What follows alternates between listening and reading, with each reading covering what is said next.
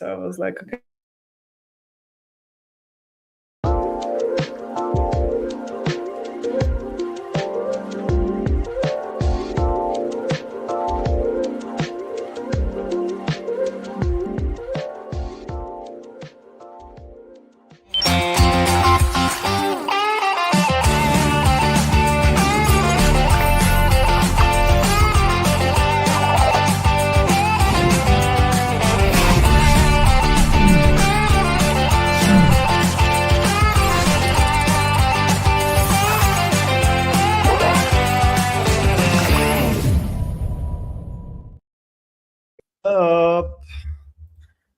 Hey everyone. Yeah. Another 5ers stream. Let's go. Here we go every single Wednesday. I'm excited to be here. Yeah, it's going to be fun. I'm actually going to come on as well. Pretty much every Wednesday, I've got told by Jonathan that I've got to be here, which is going to be fun. What about you, Anastasiia? What's been going on since the last time you were here? Oh, well, I guess for all of us it's been going on, right? Trump became a president. Trump became a president, for the good and for the bad. For me, it's good, but I think it's because it's going to be so volatile. There will be a lot of opportunities to make really quick and easy money, but an equal amount of opportunities to lose money equally quickly. So I think the most important is to be cool-headed and to not be greedy to the easy money. And I think the Trump coin was a perfect example of that. Do you know? I kind of got sucked into that because I didn't buy Trump coin. I totally missed it. My friend told me on the Friday, he said, "What do you think about this Trump coin?" I was like, "No, scam, not even thinking about it, total rip-off." And then it turns out it was his actual coin, and then it went flying. So then his wife posted that she's got a meme coin. And I was like, what's the worst that can happen, you know? So I stuck in some Sol, and that just tanked. I probably lost like 90% of the value just like that, you know? But moonbags, what can we do? That's what they're there for. But it was an absolute rug pull. Did you buy some? I did buy Trump coin, but I bought it at 20 the moment it got released. And I'm going to tell you why, because I actually was talking about this the other day with like some people that there are a couple of parts to investment, and it's also about the being in the right place in the right time. And there were 48 hours before the inauguration. I was thinking, right, what is the chance that the things that got just released will be tanked right before the inauguration, or at least before his speech before the presidency? It's rather low chance if you think about this, because it would really hurt him much, as well as his reputation, if he would completely destroy multiple people's account, right? We are talking millions of people who bought it. So I was evaluating the risks, and I said to myself, hey, you know, it's most likely not going to tank before. So it's about getting in quickly and also getting out and not catching the FOMO right afterwards that you got out too quickly. I exited at 56 from 20. No. I did, yeah. No way. So, and I was actually trading it on futures with like on the, you know, with were you trading this with leverage? Yeah, I was taking it. Wow. I did risk a little bit, because I was like, okay, what am I gonna not feel bad if I completely lose to zero? So I only was risking like a little more than 500, but I did trade it with leverage, and I exited on 56.20, so it was a good shot. I'm not gonna lie, I was almost on the edge of catching the FOMO and entering again after it broke 50. But I was like, you know what, let me wait until inauguration and see where it goes. And then it tanked, I just let it be. So were you looking at this price action here, and that's where you were like, okay, I'm going to get out? Or what was your kind of... No, to be honest with you, there was no price action. I exited the moment it hit 50, actually 55 it was. I had my take profit there. And I'm going to explain you why, because around... my estimation was either 50 or 100, because it's just like points, you know, mentally that investors like, especially on this up and down, no value kind of stuff. And I was like, I'm either going to exit on 50 or in 100, and I'm going to take it conservatively and just going to cut it around $50 per coin. So that's it. Yeah. And when Melania released her coin, I didn't buy one because that was already, the first hype wave already passed on the front. Oh, do you want to know my entry in this? Yeah, tell me. You want to know my entry in this? Wait, oh my god, I gotta get a better chart up on here though, because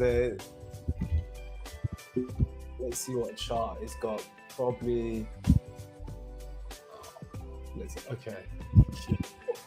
So I got onto a call with a friend of mine. We were talking, and he said, "Oh, this Trump's wife has just made a release about her meme coin." I was like, "Wow, $10." That was my entry right there. I put like 10 sol in. I was just like, "Yeah, let's just put 10 the whole." Instead of breaking it up, I was like, "Just put the whole 10 in there." It is literally just done nothing but dump. You can't make it up. I actually entered a little bit extra here as well because I was like, okay, now maybe we're gonna see something, but no, we got rug pulled by Trump's wife. We end up to this to make it up quicker. Yeah, I definitely got. It's funny because I told everybody to buy it as well. Luckily, nobody bought it. So yeah. No, I was silently buying it myself. I wasn't ready to share it. I was like, if I'm gonna lose it, it's at least gonna be on me. My responsibility. I'm just gonna be shut up about this and not tell anyone. Yeah. See, me and Jonathan are the same with that because I nearly got us rugged. I nearly got the group rugged with this coin, but there was a coin. I don't remember. There was a coin that he told everybody to buy. Some people bought it. I didn't buy this particular coin, and then we asked if he's bought, and he didn't buy it at all. I'm like, hold on a second. You're telling us to buy a meme coin anyway, but good stuff. So we better go into actual trading. Do you want to pull up? Have you been trading anything? What about these moves on pound dollar or anything like that? Yeah, I actually am right now in a buy for AUD USD. Do you want to pull up your chart? Well, you can walk us through. I will do. Moment. Whoever was here yesterday as well, we nailed a really nice trade here. The overall take profit was up here, but I got chickened out and ended up closing it halfway after stream. So we still got. Why did you do it? Huh? Why did you close it? I had quite a lot of size on it, and I didn't really feel. I got a little bit uncomfortable with the numbers, and I was just like, I'm just going to close it out when the end of stream. I didn't want to go home as well and have to think about the trade being open and stuff. So I was like, you know what? I'm just going to cut. I cut half of it, and then I was like, no, I'm just going to cut the whole thing. So there you go. Little mistakes. We're all entitled to our mistakes, though, guys. We're all human. So. Yeah. It's emotions at the end of the day, right? We're all humans.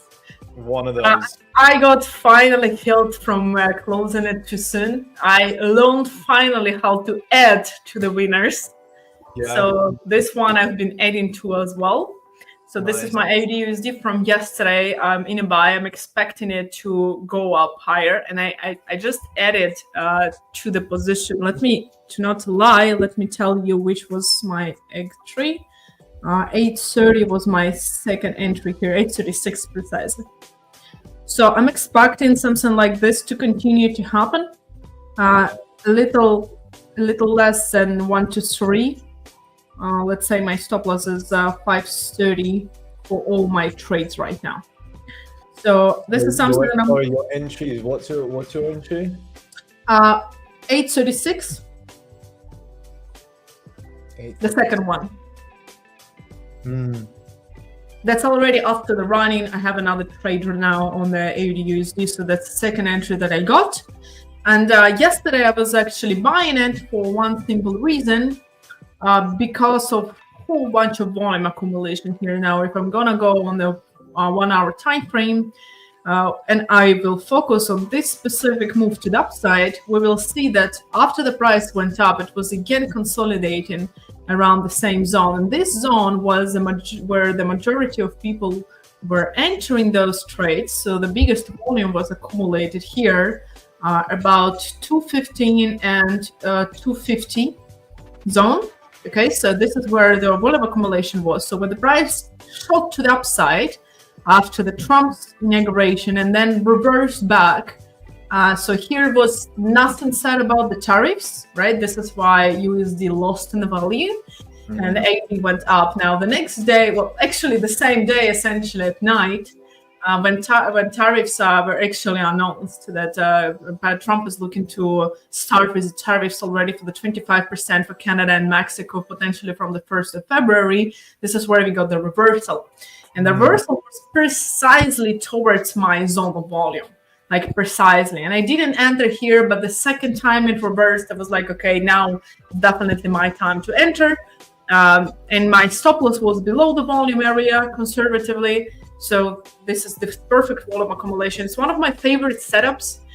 If the price goes up and somewhere in between we have the type of consolidation, it can be in a shape of just rectangle, triangle, whatever. It's all the same consolidation for me. And then the price goes up. Now, if it pulls back toward this consolidation, I'm going to buy it. So this is one of my favorite setups that I use. And this is exactly the perfect example of that. Right, yeah. So this is it. So I was buying here, and as today the price did exactly the same, because if we're gonna have a look at this, right? I'm gonna zoom in, look at this. It's precisely the same situation, just already on the smaller time frame. So again, we had the pull, we had the move to the upside, right? We had the consolidation, the price moved down. It didn't precisely go to my limit orders that were here. So when it started going up, I just bought extra, added to my previous position already here, because I was like, okay, it's not going to go all the way to the volume. But in case it would, my stop losses below the previous low still and below the volume area. So both entries are exactly based on this setup. So again, push, impulse, volume accumulation, impulse, reversal to the volume accumulation, my entry, and then the trade. It doesn't have to be complicated, huh? No, it doesn't. This is one of my favorites, and it's one of the easiest setups. And their win rate with this one is pretty good, if I may say so. So my take profit is on the previous volume area, so it's pretty simple as well. This thing can also act as a take profit. It's a little more complicated because here we have the huge zone, but I'm looking at the first consolidation on the way. And the first consolidation on the way of the price is here. So that's where my take profit is, right here. So you're actually targeting that point of control up there. Yeah, I'm targeting this one because it's a month. It's a point of control of the months. So for January, for that December, and also weekly ones are here. So it's quite big volume amount. I'm not gonna try to get it up there because I think it's a little too early for that, especially with tariffs. Depending on what Trump is gonna do. So I'm gonna be closing it here. But it is a swing, indeed. I'm just letting it run. Will you be like trailing your stops into or are you taking as you go along, you're taking some off?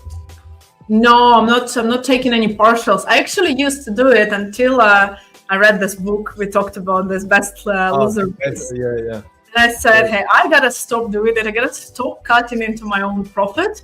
And after some struggles with that, I actually learned. And I do not take any partials anymore. I let it run. And this initial trade is already with stop loss and profit here. And this one is with normal stop loss. So essentially it's still break even, but I am willing to risk it if it goes back. So yeah, Tom would be very upset about my trade then yesterday that I cut it early, just for being a wimp as well. So gosh. It took me some time. It's the biggest trader loses or the best trader loses. I can't remember. It's called the Best Loser Wins. Wow, that's close. Best Loser Wins. Yeah, Best Loser Wins, guys. It's a really good book. One of the best ones, actually. I read. When do you move to break even? If you do, normally I just move it when it's 1-to-1. So if I have 15 pips stop loss, I'm gonna move it when it's 15 pips with profit. If it's 30 pips, I move it into 30. There are some exceptions to this rule. Sometimes I can wait a couple of more pips until the price breaks my volume zone, for example. So I know if it pulls back, it's invalid, and then I'm definitely getting out break-even. But general rule for me is 1-to-1. The exact same pattern that you're just, you're highlighting is the pattern as well. A really nice one on just pound dollar. It is just, you can see it. If you guys just want an easy way of trading, this is a really good framework. Wait for a consolidation, a break, a consolidation, retest, and a continuation. It's like on the 5 minute, I was looking at it on the 5 minute, on that little move there, would have been a really nice entry. It's just super clean. Yeah, it's the same, right? We have the consolidation here, exactly similar pattern, and then the price pulls back into this consolidation zone and it starts going up. The only reason why I didn't end up taking pound, I was preparing for that, is because my stop loss would go somewhere at least 165, and then my target here would be around 24,060. I mean, I see the potential going all the way here, but again, with Trump, I'm not quite sure about that. So that's why I didn't take GBP USD still. I sticked with my AUD USD. For me, it looked better, to be honest. God, I don't know if I'm happy finally. We're going to have a little bit of not really stability, because now we know Trump's in and he's going to be doing stuff. But, it's awful if you're in the wrong side of something that he says, That's super frustrating. Break, close, recess are my bread and butter. That is, break, close, and retest. I'm going to say a couple of things about it, if you don't mind, Alex. Go for it. Take away. About the break and retest, there is a difference between the volumes and the break and retest, because break and retest, essentially what you're doing is you have there some kind of, consolidation, right? Let's not extend it. So you have some kind of consolidation here. Let me just draw a little bit. And then the price breaks through, and then you essentially take a retest, right? And you buy. The problem with it is that a lot of people, it extends your stop loss, because essentially people take a stop loss here. And a lot of people also take it too early. I've seen it a lot of the times that the moment price exits from the highs, people immediately take it. But there are several elements of consolidation, and fake outs are one of them as well. So consolidation, normally, my perfect consolidation works in this way. I've got the fake out on one side, I've got the fake out on another side. Fake out meaning that we break through the tops and the bottoms of consolidation, because like this, it's a liquidity, price gets liquidity, activates the orders of both sides from those who place stop, sell stops, get them out on the stop losses, and then essentially it goes. So I always wait for quite a big pullback, which is at least around 70% of this consolidation. And then if it's 70% of the size of consolidation, so that would be approximately at least here, then I'm going to take a trade. But also I'm not going to take a trade based on the pullback towards the highs, so quote unquote a retest, but rather the volume of it. So I'm going to use my volume profile, place it, and try to take an entry as close as possible to the point of control. Majority of the times, the point of control is somewhere in the middle of consolidation. So I'm targeting somewhere in the median of it, right? But sometimes it's not, so I prefer still check with the volume profile. So that's why it works here. I'm not taking a trade like normally, right? Because I waited here, but I wouldn't take a trade here. I would be trying to target like closer. So the perfect entry based on the volumes would be here based on the point of control. And again, if I would be entering break and retest, what would happen is I would enter here. And then eventually my target, which is higher, wouldn't be reached. if I would be entering break and retest on the bottom, look, here's also consolidation, right? Break, retest, stop loss. That's why I always wait definitely until the price, stops, exits all of this, preferably, and then I wait for the volume retest, and then I take a trade. Those deviations, you see them so much as well in Forex. Yeah, it's always like that time where you're in a short. It does a little bit of consolidation, breaks the consolidation, and then you're like, okay, now it's making its next leg down, but then it just comes back up, takes the highs off that top of that range, and then goes down for the next leg. And it's a tricky pattern, but as soon as you start seeing it, you notice it happens so much. But it's a really fun way. Once you start like clocking what it does, you can get into really nice trades with that. So definitely look into deviation. Look at this one, for example. If we're talking about their break and retest trade, this is the highs and those are the lows. So we definitely had this drop here, at least to the bottom, right? So the price exited. I bet 100% that some people already were placing sell stops here.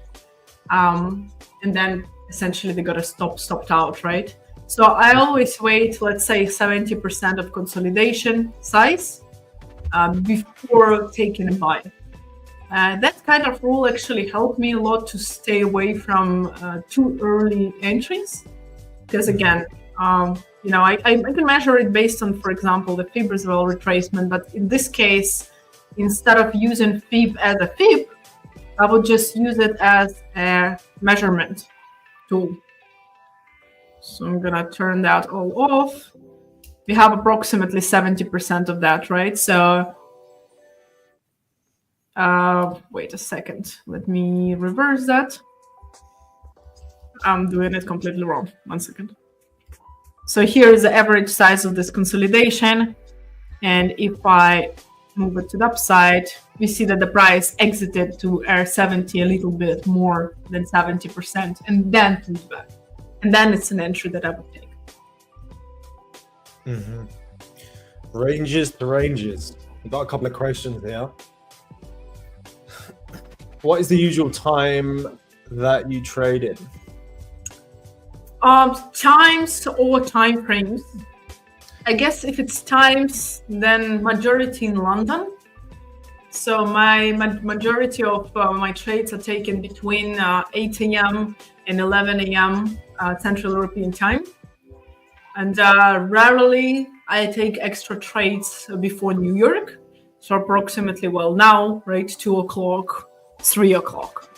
So I almost never enter the trades in the evening because, statistically saying, I almost always get stopped out. So I just stop looking at the market in the evening to just save myself from those. Yeah, I can't do it. I can't keep trades overnight.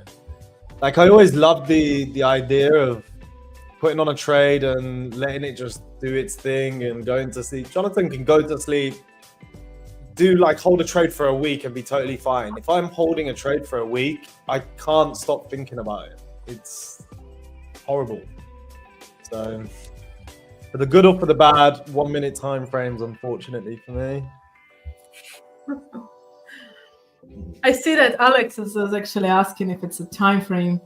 Time frame, I majority trade on 30 minutes, but I do find my entries on 5. So it's a combination of 30 and 5.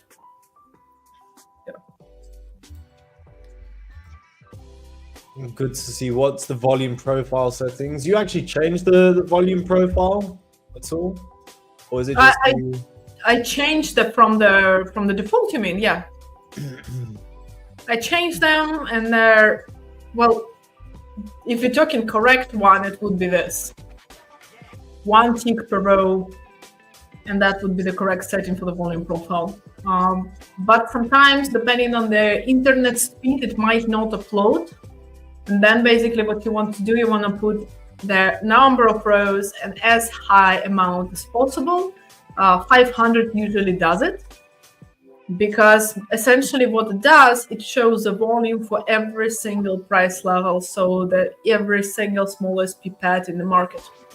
So if we are taking, for example, it's to this kind of stuff, then we are missing out on essentially price levels that are in between. Sometimes it can affect how the volume, how the point of control is placed. So this is correct settings. And then the only things that I adjusted, my value area is the same. And then what I adjusted is I enabled point of control. I have my colors adjusted. And for the weekly and monthly, I also have the developing point of control enabled. TradingView is so good. I remember where I didn't have any of these tools and you had to use like Sierra charts or you had to use like Exo charts and things like that. And there's so many subscriptions. Suddenly you're like, you don't keep track where all in subscriptions are.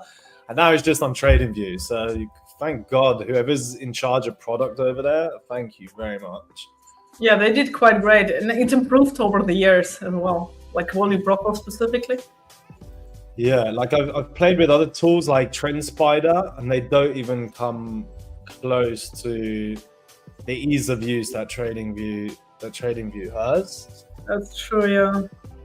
What are your thoughts on gold, on some other assets, guys? Put in the chat what kind of assets that you're looking at, and we'll go through some at the moment, because the market, to be honest, other than the trade that Anastasiia is in, I don't actually see much opportunity to get in anything on my normal pairs. Yeah, so AUD is still good, essentially, because it's almost back at my initial one. The second one. I was actually looking at EURUSD as well. So the same principle, the only thing is it's looking better than GBP USD. I'm still thinking if it might go lower a little bit here. But principle is exactly the same, right? We have the impulse. So I love this setup. It's my favorite setup. We have the consolidation. We have the exit from the consolidation, and then the pullback towards the volume. Whether it's the volume, majority of the volume zone will be right. Let's check it out. Right here.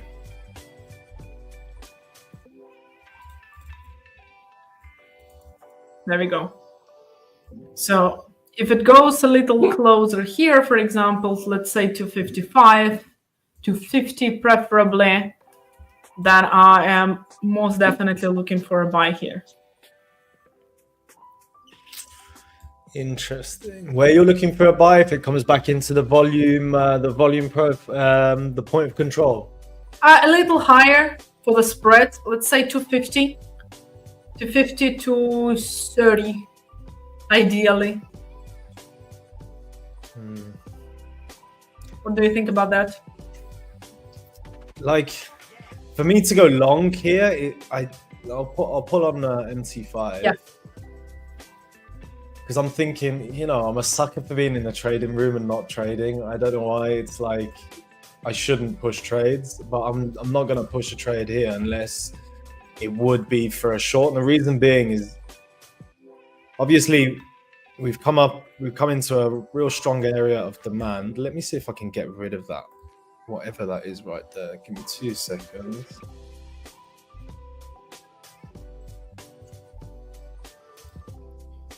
Got loads of objects on this thing and it's super annoying.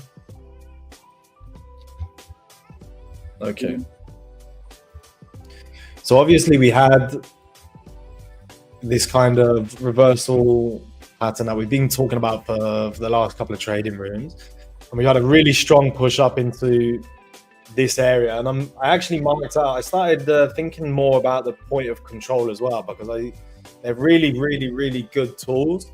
I used to use it a lot when I was trading crypto. I never thought about using it in Forex or anything like that. I'm not sure why, but we've had quite a big push up and we've hit a 50 EMA on the daily. Now for me, looking at that for a long, realistically, I don't really have any long targets. Like the only long target I would be looking for was, you know, back up to this area, and I don't feel that euro is just going to keep pushing up into that level without some type of retest.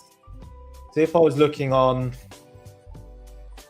let me go back onto the daily. If I put a fib,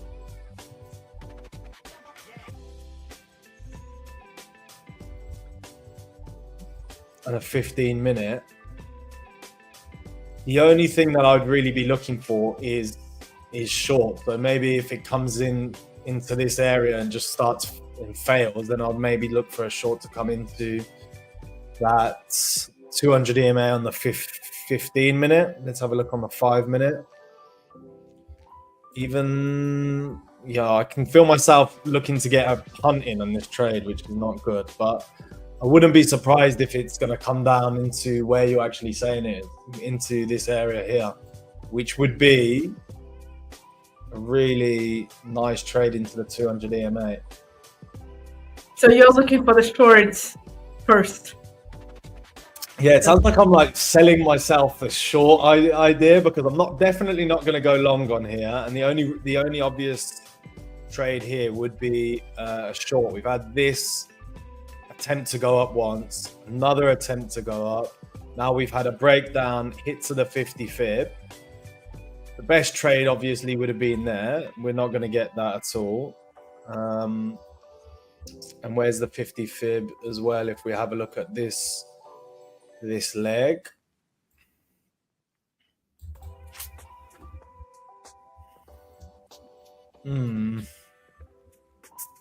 I don't know. I'm probably going to be staying out of the market, I think, for this session. There's nothing really shouting out to me.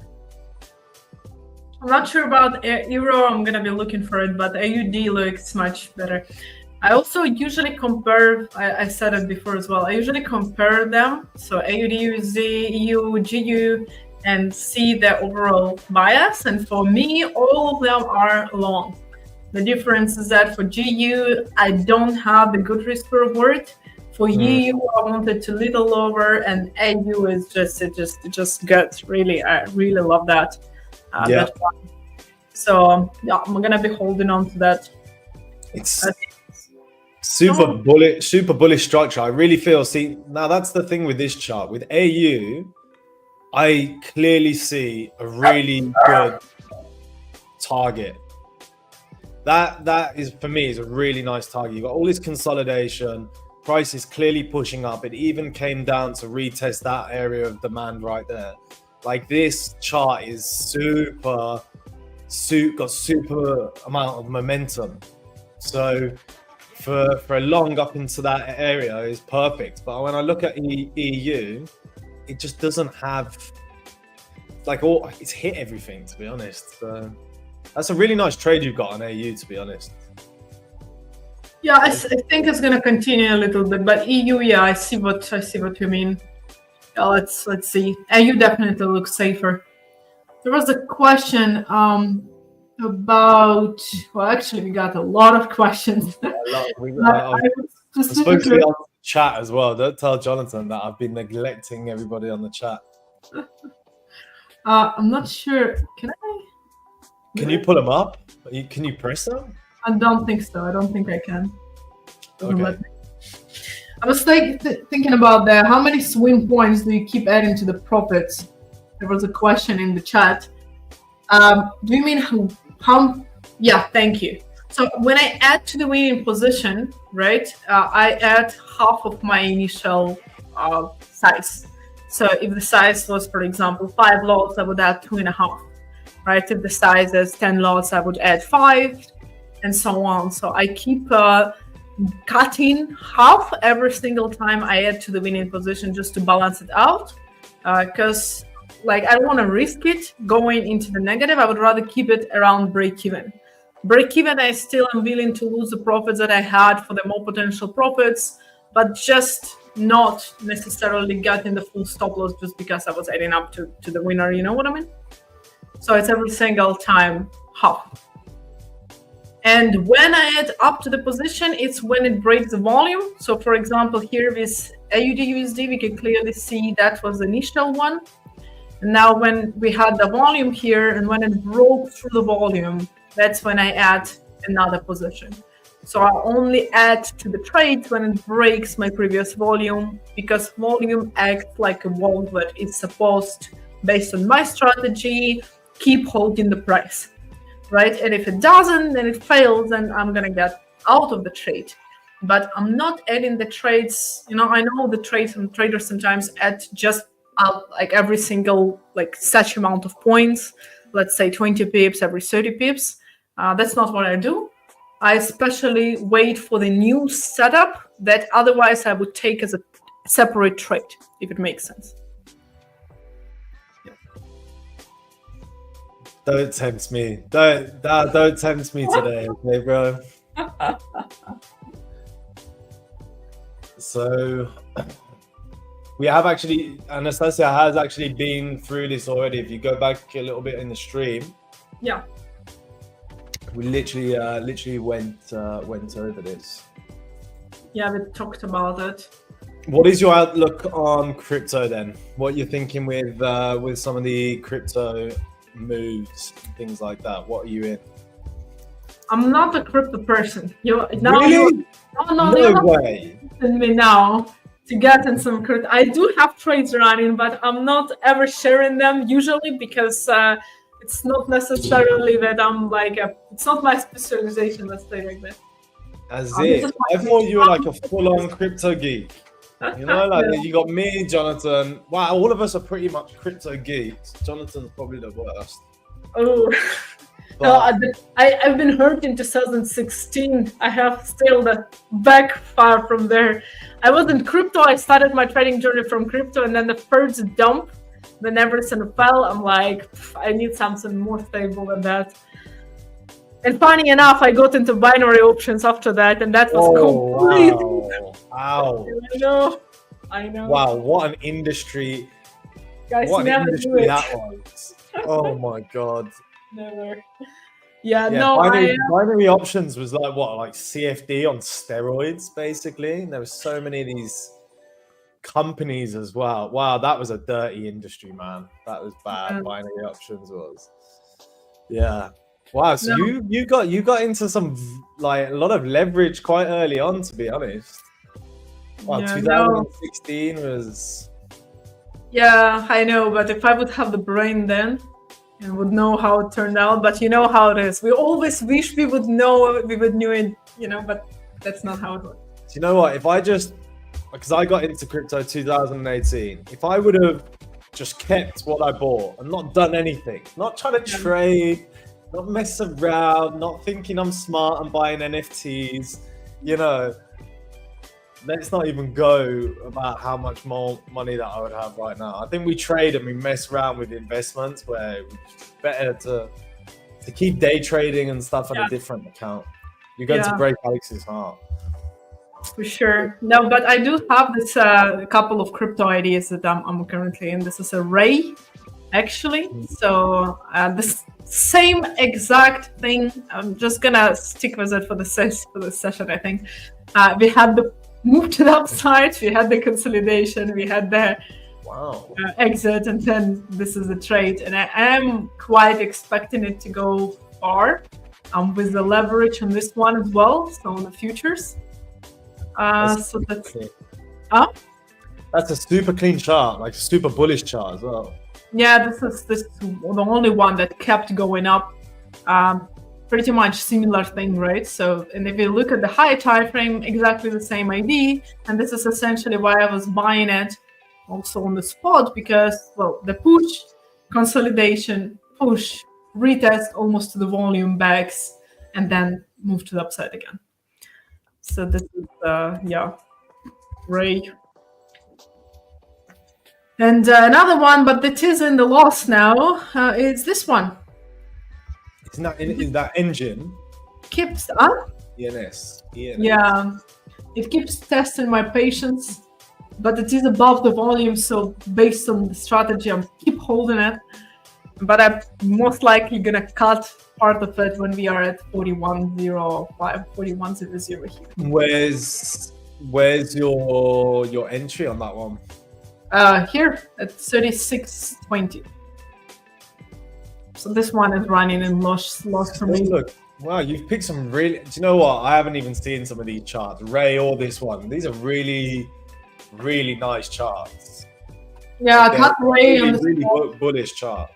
Really, really good ones. Yeah, they survived the whole, helicopter when Trump became a president now. But it was quite good. I am expecting a lot from Ethereum, not gonna lie as well. It's also around my break even now. I'm waiting for it to go up. Exact same. Like Ethereum is just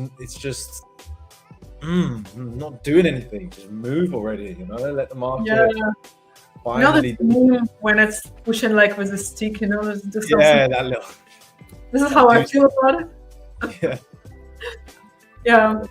But the principle is the same. The only thing that is, here is consolidation. So it's exactly why I'm holding it. We had the push, we had this consolidation here. I'm gonna zoom in because it's probably not visible at all. So we had this push to the upside, we had this consolidation, exactly the same setup. We had their exit, and then the price returned into the consolidation area. So to be exact, I was entering right here. And then I'm still in this while it kept being consolidated. But it is what it is. I do think that Ethereum is going to go up, looking at their, the outlook from Trump as well. Yeah. Loads of ETFs as well have been coming out. Yeah. So like approvals for ETFs, which is going to be huge. But I've been stuck for 60 days in a long on Ethereum, and it's just keeps coming back to break even and not 60 days. 68 days. Yeah, I've literally this is the trade. It's first went up into really nice profits, came back down, and it hasn't done anything since. FTM I actually closed out yesterday. I actually capitulated. I had to. It was just ridiculous. This chart just looks so bad. I've rid it all the way up here just to ride it all the way back down, which was one of those things. Near as well, one of these charts. That's why I said your charts, your picks look really good, because my picks are just... I'm just really conservative on crypto, to be honest with you. So I'm really picky.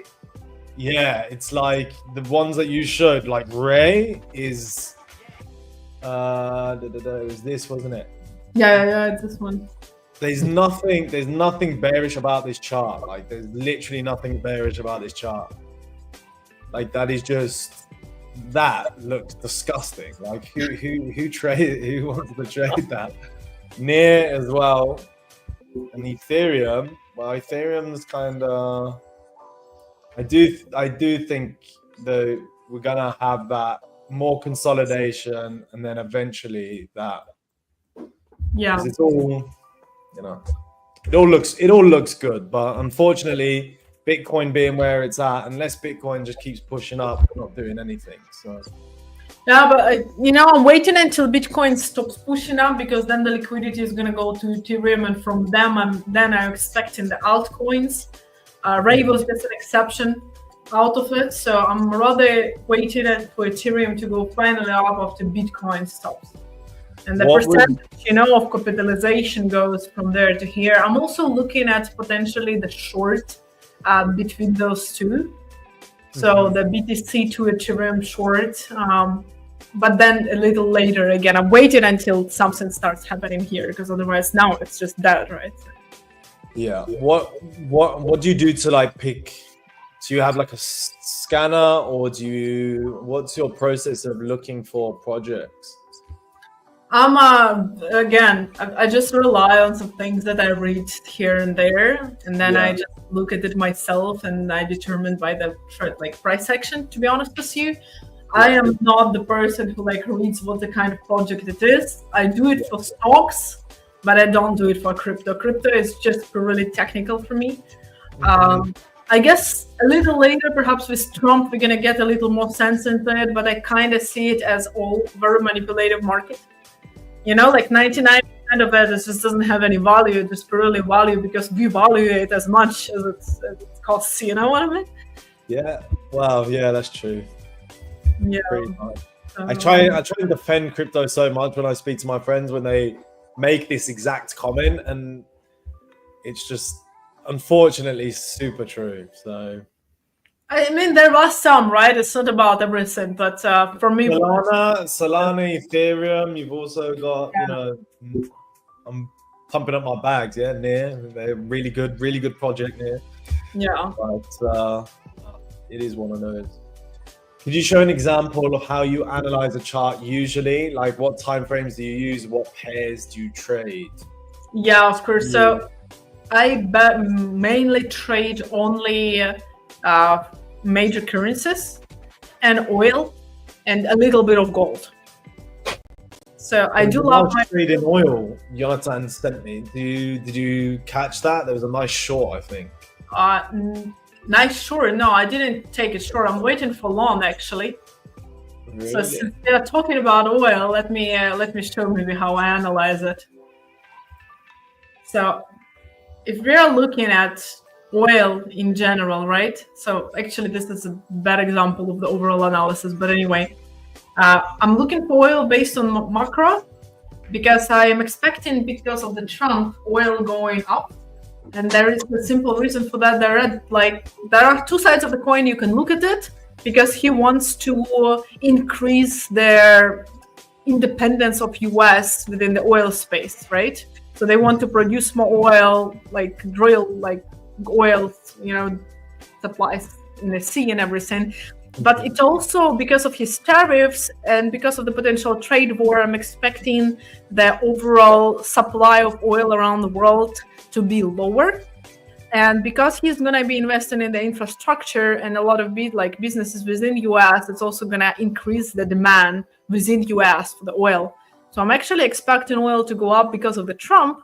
And what I'm waiting for, I usually start with a high time frame to determine my volume levels, but I'm going to show it a little later from the currency pairs.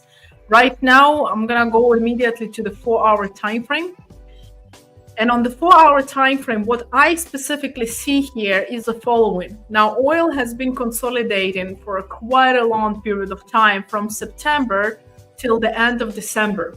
Now, if you look at the seasonality, there is this thing that is called the SeasonX. It's 30 days free. Everyone can just use it. It's just a tool that shows you the seasonal patterns. It's going to show that from the end of December to the beginning of February, oil is usually bullish, yearly by yearly, in the past 10 years, 5 years, 2 years, however you turn it. So seasonality showed that, okay, oil should start going up. Now, since we have huge volume here, I'm not expecting oil to go any lower than this because, well, it's been here for a while. A lot of big players accumulated their positions here and entered the buy. So they are most likely not going to want to see oil tanking below those levels.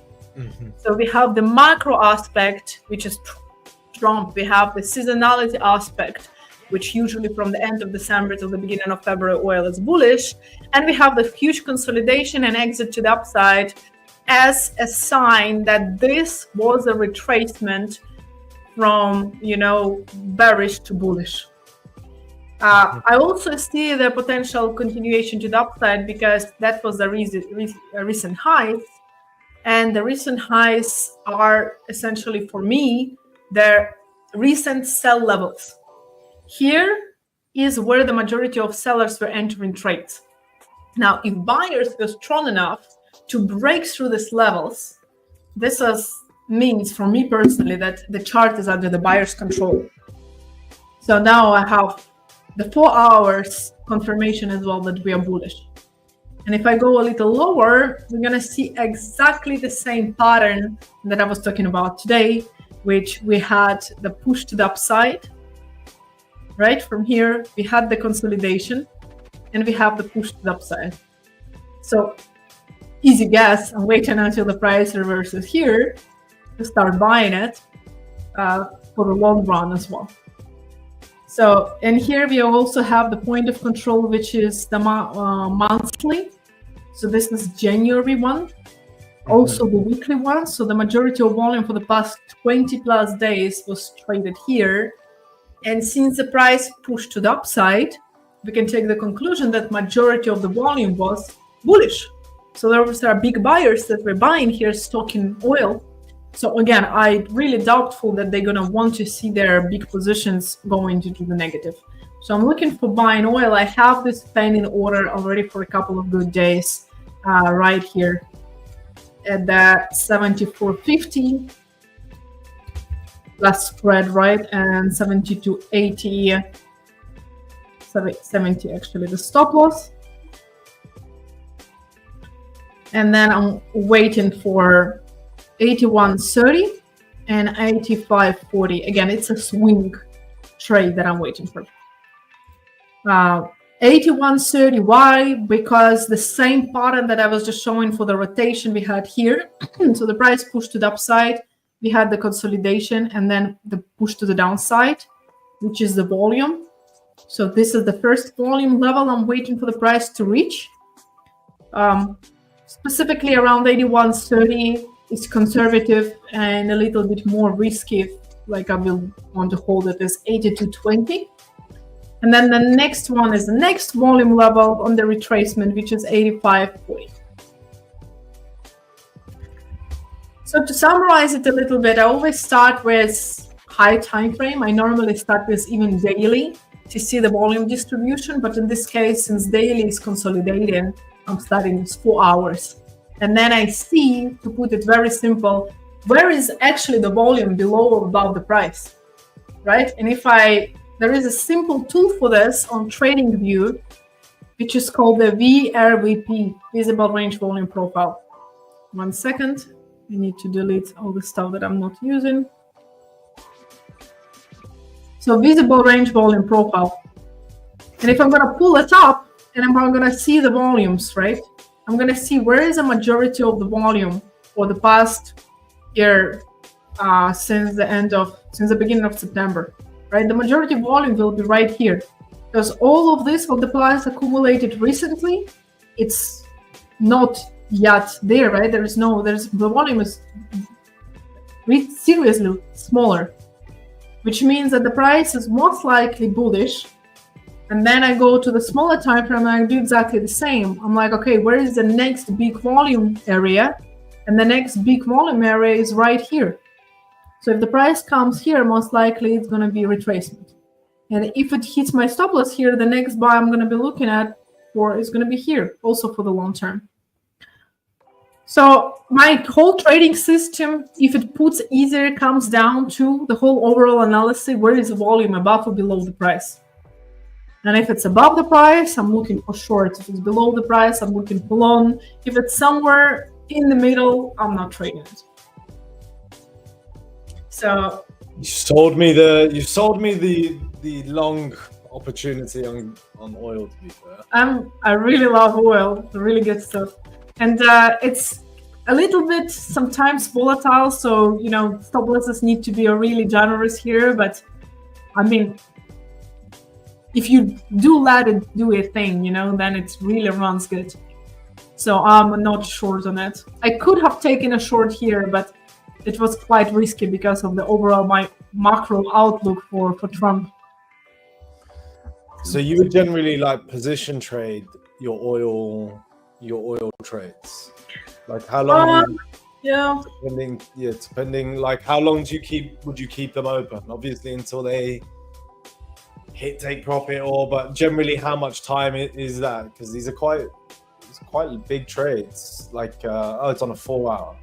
It depends. Normally majority of the trades are closed within, let's say, 2-3 days. But this one, it's just because, Trump became a president, so the outlook changed a little bit. So that's why it's bigger, take profit.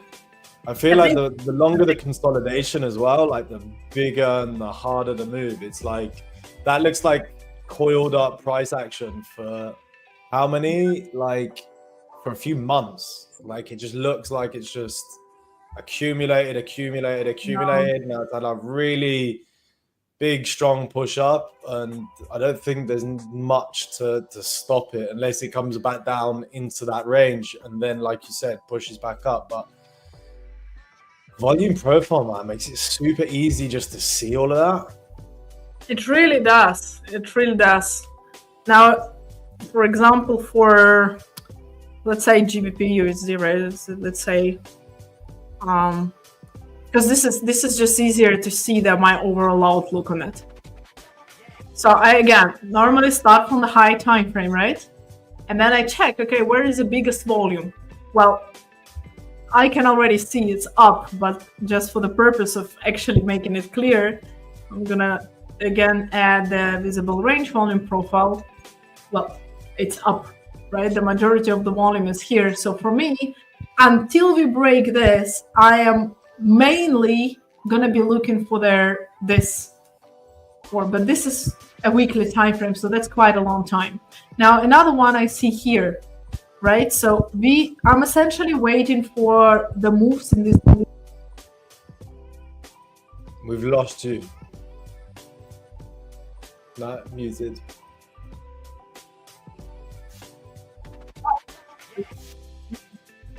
Nah, probably a cable, to be honest. Or maybe the cable, indeed. It's working. So weekly or daily time frame helps me to determine my range of trading. So how much can I expect from this particular asset in terms of pips move, you know, for the next days to come? Because I feel it's quite important, because sometimes we expect too much and it just doesn't reach this target with a few pips. It's so disappointing. It's so frustrating. And sometimes you close it early, but there was a whole bunch of pips that could go, and you just sit there and wait until it actually hits twice, 3 times bigger target than where you close it. So daily and weekly helps me to determine the range where I'm going to be expecting it trading. I'm not going to be expecting it to go further anytime soon. I'm not going to be expecting it to go lower until it breaks through and retests it. So I have my approximate range. Now go into 4-hour time frame. I'm going to do exactly the same thing. I'm just going to go and get some water, guys. I'm going to leave you with Anastasiia for just 2 minutes, right? Try to take care of you guys. So on the 4-hour, exactly the same things that I see. So I'm looking at how did the volume got distributed here from the high to the low on this move to the downside. And what I see also, the majority of the volume is up, right? It's here and it's here. So let me just delete all these messy drawings and show you this something a little clearer. So we have this area here with volume, and we have these 2 areas with volume. Now, price essentially goes from volume to volume, because volume is like a magnet and at the same time is like a wall. It's not going to let the price break through it easily. At the same time, the volume is money, right? So the volume attracts the price. So if the price is away from the big volume zone, most likely soon is going to go to it. So I'm expecting, again, this is my range, right? The blue lines are my range, how much I'm expecting the price to move. And within this range, also determine it. So here is a volume, here is a volume. The price is closer to this one down, right? It's closer to this one. So I'm expecting something like this happening. Because again, I'm waiting for the price to move from volume to volume. If the price is closer to one volume, I'm expecting it to go to the other volume. If the price would be in the middle here, I wouldn't be trading, because I would have more or less equal space to the next volumes above and below, which gives me a low possibility that I'm going to guess it right? Because essentially we always have 50-50 chances of the price going up or down. Using the tools that you use, you're just increasing the probability. So I increase my probability using volumes. So if the price is here, and this is the ball of volume that I'm looking at, the next ball is here, I'm increasing the probability of the price going higher, right? But if the price is in between 2 volumes, well, my probability is quite low, so I'm just gonna stay away from this kind of trades. Make sense, guys? Let me know in the chat. Makes so much sense. Amazing. I can't pull up your comments, unfortunately. Unfortunately, cannot pull the comments to the chat, to the screen, but I'm gonna be reading them. Okay, yep, closer it gets to the point of control as a magnet, it should reverse. makes it easier to find the. Sorry, guys, for that. Yeah, it does make it easier to find the support or resistance, just because it's not something abstract anymore, right? You're not abstractly finding support and resistance anymore. You are actually see the reason why the price should go up or down, why the price should reverse, right? And this is what makes trading easier, and this is what gives you more confidence when you know why the support and resistance is there. Why is even support and resistance in the first place? Not because I draw a line there that the price might reverse there, but what's the reason? Well, for me, the reason is volume. For someone else, the reason is something else, right? It can be order blocks, it can be, whatever, footprint, for example, that I also use. But you need to see the reason, not just because you draw the trend line, the support or resistance line, but what's behind it.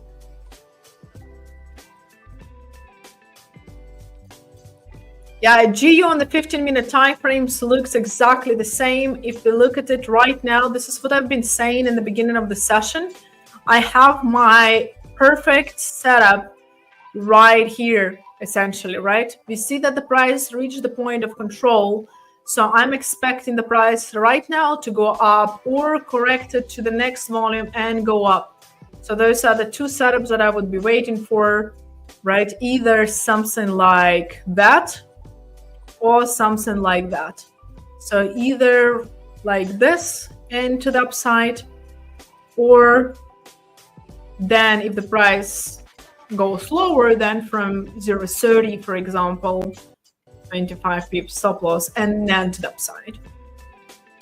So that's my 15-minute outlook for GBP USD. But essentially, any time frame outlook is the same. Yeah. Yeah. What's that level that you've got on there? What price is that at? Entry point? Yeah, no, the price, your second level, where the majority of the volume is. Yeah, what price is that? Where you've got the level? It's 2300 to 22,900. So it goes.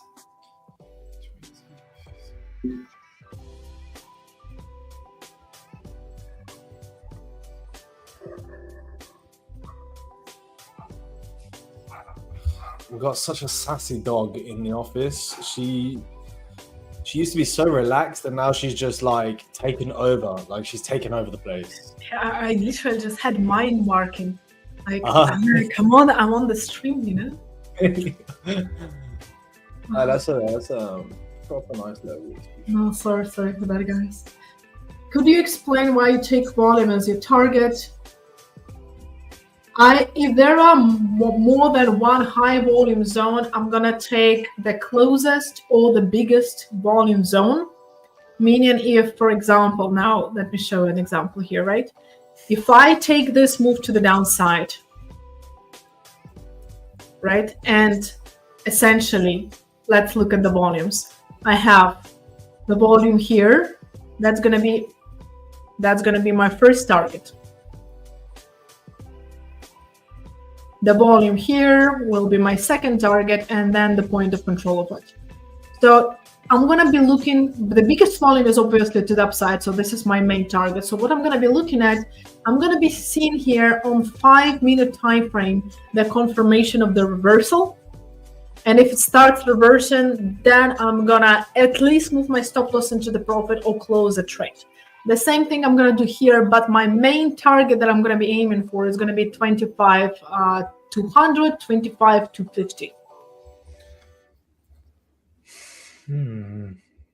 So, and why I take volume as a target? Well, because volume is money, right? So like, what is volume? Volume is asks plus bids.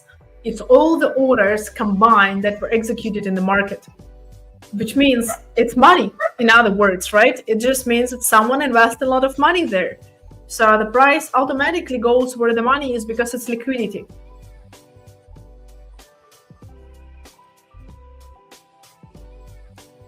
I think there might be a nice trade short on a 1 minute on Kiwi yen. Not a pair I normally trade, but it's just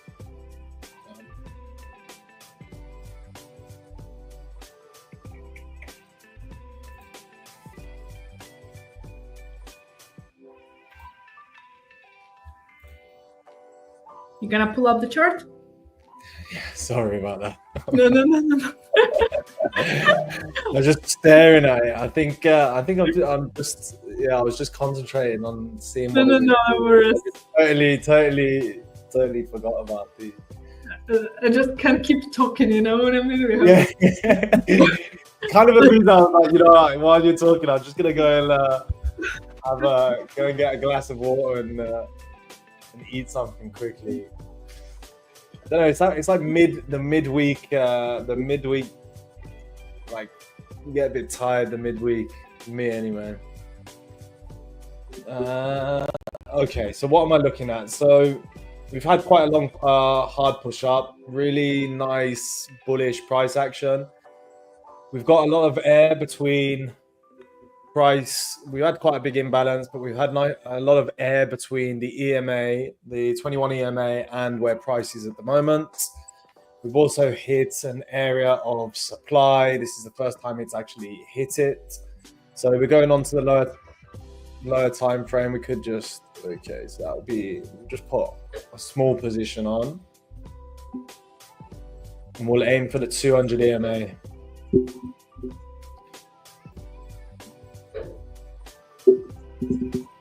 So a small position just because I'm just pulling this trade out of nowhere, yeah, because there's nothing on here. But this, if there was going to be anything, then this would be something.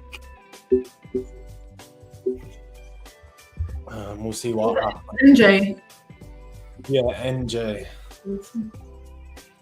If it starts coming up just a little bit, I'm happy to get into another position at the 50 fib right here. What it's doing. I'm happy to lose $100 on this because it's just not something I normally trade. Alex, you don't check US 13 gold. To be honest, gold is just, I don't really fancy longing gold and I don't really fancy shorting gold at the moment. I don't think, you know, gold is until it starts doing some. Let's have a look at gold just for the sake of the stream. I just don't see the good entry on gold, to be honest with you. I don't see the risk to reward, really. I don't mind trading. Like, that's not really price action I like in any time frame, really. No.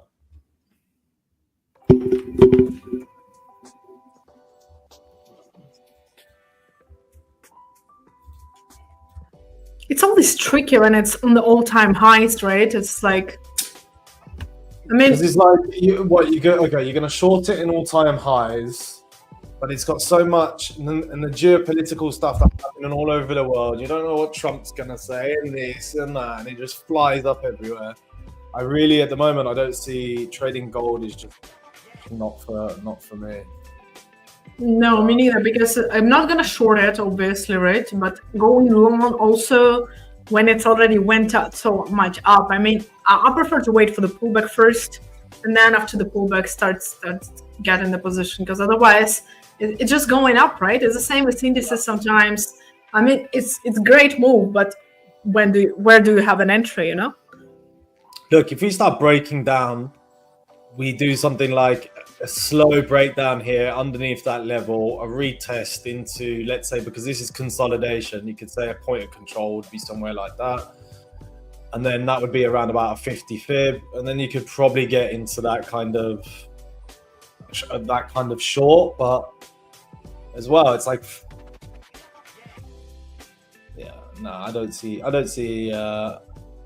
any trade idea on gold at the moment. No. To be honest, I don't really see many trade ideas at the moment, except for this, probably this scalp, which is barely any volume on it anyway. So just because it gives us something to look at, I guess. It's same with US 30. Someone was posting it in the chat. I would wait for the pullback because right now it's just up.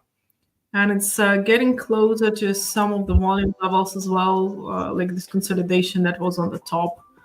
So I also wouldn't get in the trade, because again, this is what I was just explaining, Alex, when you went to get a water. I don't trade when the price is in between two big volume zones, so it's in the middle, because it's always 50-50 chance that the price goes up and down. Just if the price, for example, pulls back here or here, I'm just increasing my probability that the price is going to go up, because this is the volume and the next one is only here. But if the price is in the middle like it is right now, I have equally chances that it's going to continue going up without the pullback, or it's going to pull back and retest the previous volumes before going up. This is just from the technical point. And then we have Trump, which gold really, like in US30, obviously I get really affected. So I would stay away from that, just because not technically, not like from the macro perspective, sentimentally, we have any kind of increase in probabilities on one of the sides. So, the same as gold. 100%. So the same as gold. I mean, it just retested the volume. It's like, but still. Yeah,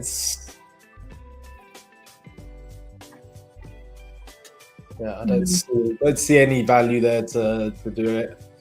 Like, you can push for a long, but where's your target gonna be? For sure. Short, it's not really showing anything short. So it's like you're long in something that is at pretty much all-time highs, or you're gonna short something that it's like probably not. No, I'm definitely would go long, but I just don't have an entry point, You'd wait for the price first to come down to like a cluster of volume, and then you would likely go long. Yeah. I have this theory that something that goes up is likely to continue to go up, then reverse. So I'm just telling this to myself to just not get against the trend, It's just some self-convenience. But still going long is just I need to get some really good entry point first, which is not the case. Indeed. Yeah. Where's all this Trump volatility, huh? Come on. There's something exciting happening. Well, I shouldn't be saying exciting. We shouldn't really be too excited when we're trading, but... How was your trade? It's oscillating in my entry. But it's like, the thing is with trading rooms as well, it's because you're in front of people and you want people to actually be entertained and have something to look at as well. Sometimes you like kind of try and find and push kind of trade ideas just for the stream and stuff. This is still an all right pattern. You've got this kind of rounded type of price action. It's come back down to the EMAs. It's already extended from an EMA there, so it's not the worst. It's not the worst trade idea. But I don't normally trade it like this. I think it's good as well to put in just practice, even if it's practice on certain patterns with low volume as well. It's also quite good. But maybe I could buy myself a coffee afterwards with the profit that we're gonna get. Let's have a look. How much would that be? That would be what, like 60? It's a pretty expensive coffee, but Tel Aviv's pretty expensive, so.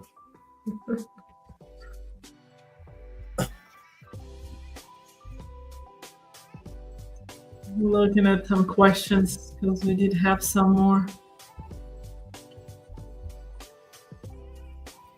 Lost.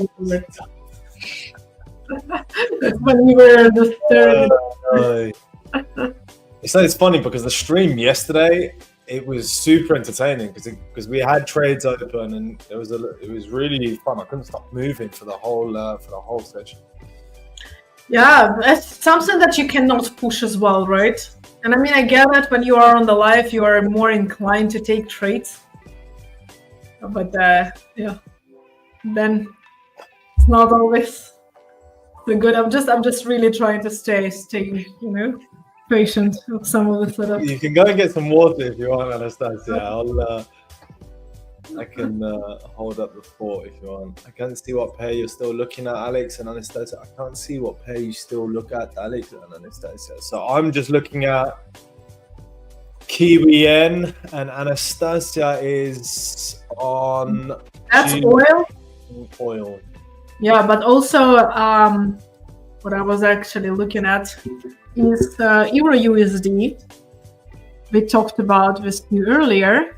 I didn't end up yet taking it, but what I'm looking for is it coming closer to our volume.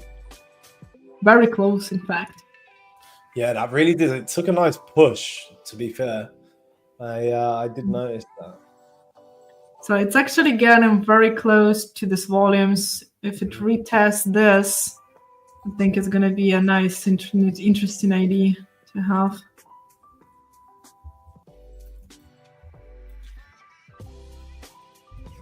I don't think today we would get that kind of continuation though. I think that's something that would more happen like tomorrow. I think we've had most of the move out of today. Probably, yeah. Most likely, because it usually is the best moves, the smoothest moves are still in London, right? If it goes to Euro USD.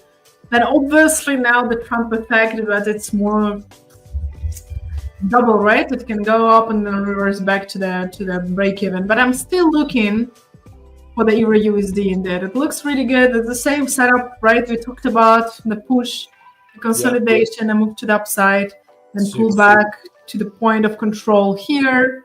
Well, this is pretty much the same thing that is showing now.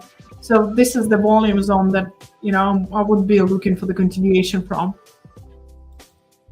So I'm going to see on the 5 minutes if I get any confirmation. I'm going to go just buy limit here because it's also the beginning of New York, like you said yourself. So, but quite interesting.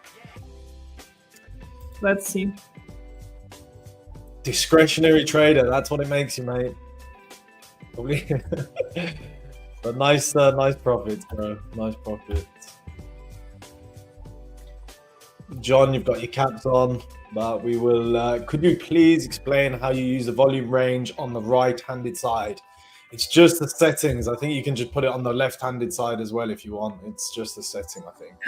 Actually, yeah. Well, yeah, you can. But the thing is, this one, which is a fixed range volume profile, you place essentially by hand. So it's a manual placement, right? So I usually place the one that is fixed range volume profile that I just showed from the low to the high on an impulsive move to find the point of control of it, or from the high to the low, right? Depending on where the price is going. But since I'm looking for the continuation to the upside, I want to see how the volumes are distributed here to be able to determine where is my entry and then size of correction and possible continuation. Now with the right side is a little more tricky because it can play for you or against you depending how you use it. The right side is called the visible range volume profile, VRVP, and now it shows you how the volume was distributed on the whole chart that is open in front of you.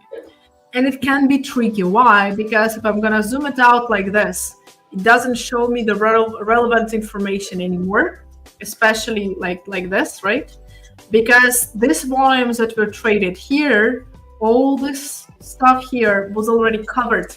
The price already broke above it, which means all the volume zones, they were already, like all the volumes that were left there, like potential penny orders that were there, they already got filled in, and they don't have any more value in terms of decision making because the orders are not there yet anymore, right? So they cannot affect the price anymore. So the visible range, you need to make sure that you only see the recent moves of the price. In this case, this whole move to the upside, for example, or this whole move to the upside, to determine the actual still valid open volume zones where there might still be pending orders of some sort that can stop the price. Otherwise, this information is just already irrelevant. So when I use the VRVP, which you see on the right side, I make sure that I only see the recent price action and how were the volumes distributed over the recent price action, which in this case, for example, is this one, right? So I think that was a good question actually to ask, because if you use it from the too much period of time, then It's not going to show you anything relevant, and then you can make decisions based on the volume, which are, well, not there yet, right? And then the price is not going to respect that any longer. New York is not open yet. It opens in 10 minutes. Yeah. Mistaken, so we should have a little bit more movement and action. This current trade that I've got open has come against me. Let's have a look. I said I'm willing to lose $100 on this punt. Broke down and then just came. He's smoking. He's smoking. Oh yeah. Okay, another spread. Wow. You asked? Spreads on yen are not good. The spreads on yen. Don't be trading Kiwi yen. The spreads are not good. 5ers. No, let's have a look at. I really can't stand yen. That was such a smirk. Like, what is he actually doing right now? Yeah, I really can't stand yen pairs up to their, like, if Japan messed up their interest rate for the first time. It's been really going. Yeah. Is it just me? Where? Oh. Hey, you asked for it. You were like, I'm willing to lose $100 on that. Yeah, it's fine. You said it. I did ask that I played with fire, you know. Getting into a trade that is just like mediocre, but you know. But yeah, whatever. We'll see what happens when New York opens, but unless something actually there is some volatility, or there's maybe something happens on euro or pound. Let's have a look. Alex, can you pull up this last comment on the screen? Yes. Yeah, thank you. So I said it, but I'm going to show it again. So I have my indicators. You go and you type PVP. This is a periodic volume profile. It automatically draws the volume profile on the selected period of time. So now I have the weekly one, which means every single week it's going to automatically draw the volume profile for me. Here we go. Right? So I have 3 of those, one to daily time frame, one for weekly time frame, one for monthly time frame. But I do remove my volume profile and I only leave the point of control, because otherwise it just gets too much stuff on your screen and you can't see the candles anymore. So I do use the inputs 1 week, day or month. Then the total volume, the value area, I leave at 70. And then the numbers of rows, you can either do numbers of rows 500 or the ticks per row and 1. Depending on the speed of the internet, one or the other is going to be uploading faster, but both are going to be good. And then in style, again, you click the volume profile, depending on what you prefer. And then the point of control, and eventually also the developing point of control is something that I use extra. But you do want to have the point of control, preferably for all 3 time frames, daily, weekly, and monthly. And just make sure that the color is different, because otherwise you're going to be lost in what is what. And then I have 3 PVPs and I have 1 VRVP. You also go to indicators and just type VRVP here. It is the one on the right side. I just explained how to use it, but essentially the settings are numbers of rows, either 1000 or the ticks per row 1. Going to be exactly the same. And then in style, you want to make sure your volume profile is on. You can change the colors of that, and you want to make sure that only your point of control is on. I don't use value area, although that I know some people are using that. I don't use it at all. So I use a point of control developing one, volume profile itself. And I also do use the fixed range volume profile when I want to manually place that somewhere, right? So that's about it.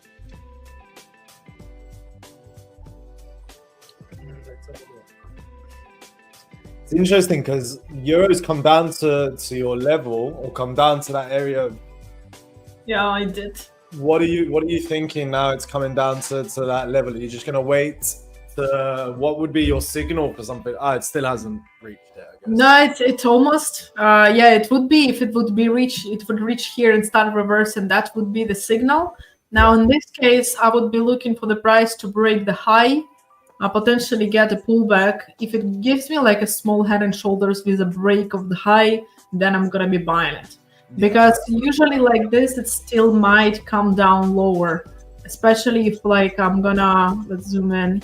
If I'm gonna place my volume profile in the opposite side, here is some volume, so it still might come here. So I'm not gonna rush it. So either this or this. Yeah, I think that's a solid plan, to be fair.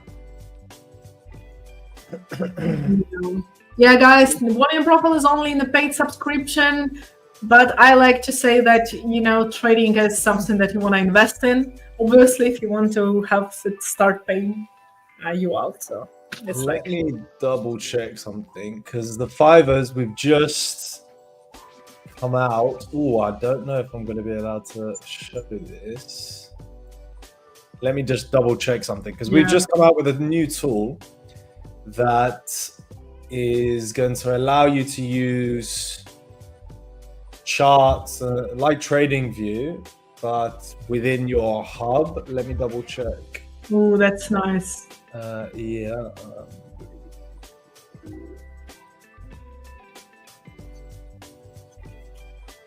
Give me 2 seconds while I just find the link, and I'll pull it up. No worries. I'm gonna explain now what I'm waiting for. EU. Someone is saying buy. No, I'm personally waiting until it goes down. No. Here 140, or in other scenario until this happens. So either until the price goes down, or it breaks this and then the buy. So either this or this way. Okay.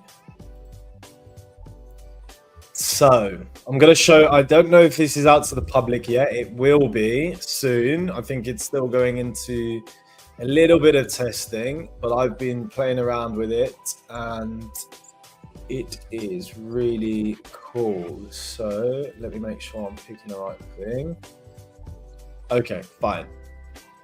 So this is going to be in your hub. So we've got new profiles in. If anybody snitches on me and tells marketing that I've showed you this before they've done it, you know, I'm not going to be happy. But this is what it's going to look like. This is called Trader Talks. You're going to be able to publish your trade ideas. So let's say you make an idea, you can publish it. It goes onto your profile. It is actually really, really, really cool. But if you don't want to pay for TradingView, what you can do is you can go onto your 5ers hub, you can open this, and you can have multiple different types of charts. So let's say in BTC, you just want, I don't know, Euro USD, for instance. So you type in Euro USD, and then it will come up with Euro USD. There are a couple of little bugs, as you can see, but that's why it's soon to be out to the public. Let's see if we've got a volume profile on here. If we've got a volume profile on here, this is definitely a game changer. Let's have a look.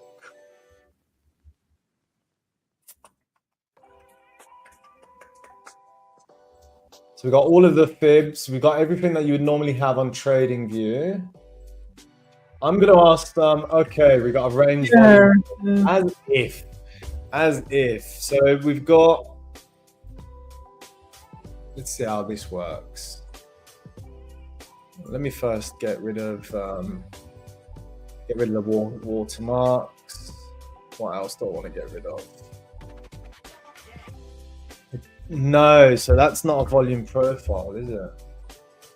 Anchored volume profile, so you could use anchored volume profile, but it doesn't seem to look. And if you click on the settings, does it show their amount of ticks or something, no? Let's have a look. What, you're on the settings on the actual chart? Or No, on the volume profile itself. Okay.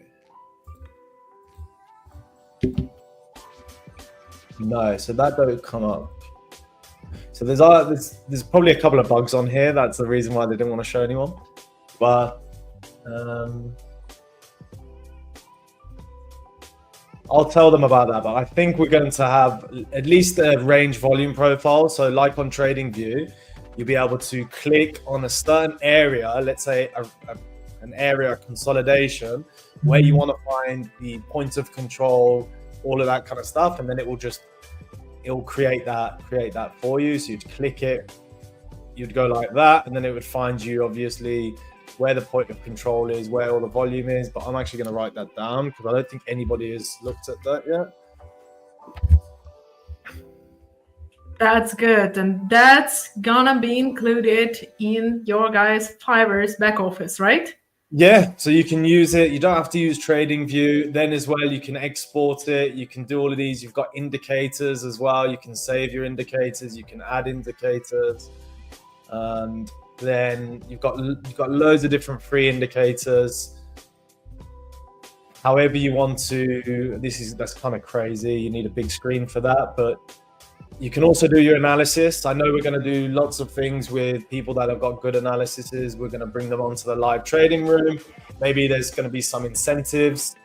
You've got the trade talks with other people that have done different types of ideas. So this is Yaniv's idea, which you can see he is, what has he done? So USD yen on a daily chart is hanging between EMAs 9 and 20, the EMA 50 below. Yesterday's candle was closed as a doji, so he's definitely looking for a long, I would say. Shows potential reversal after a few days of downtrend. Yeah, so Yaniv's looking for a long.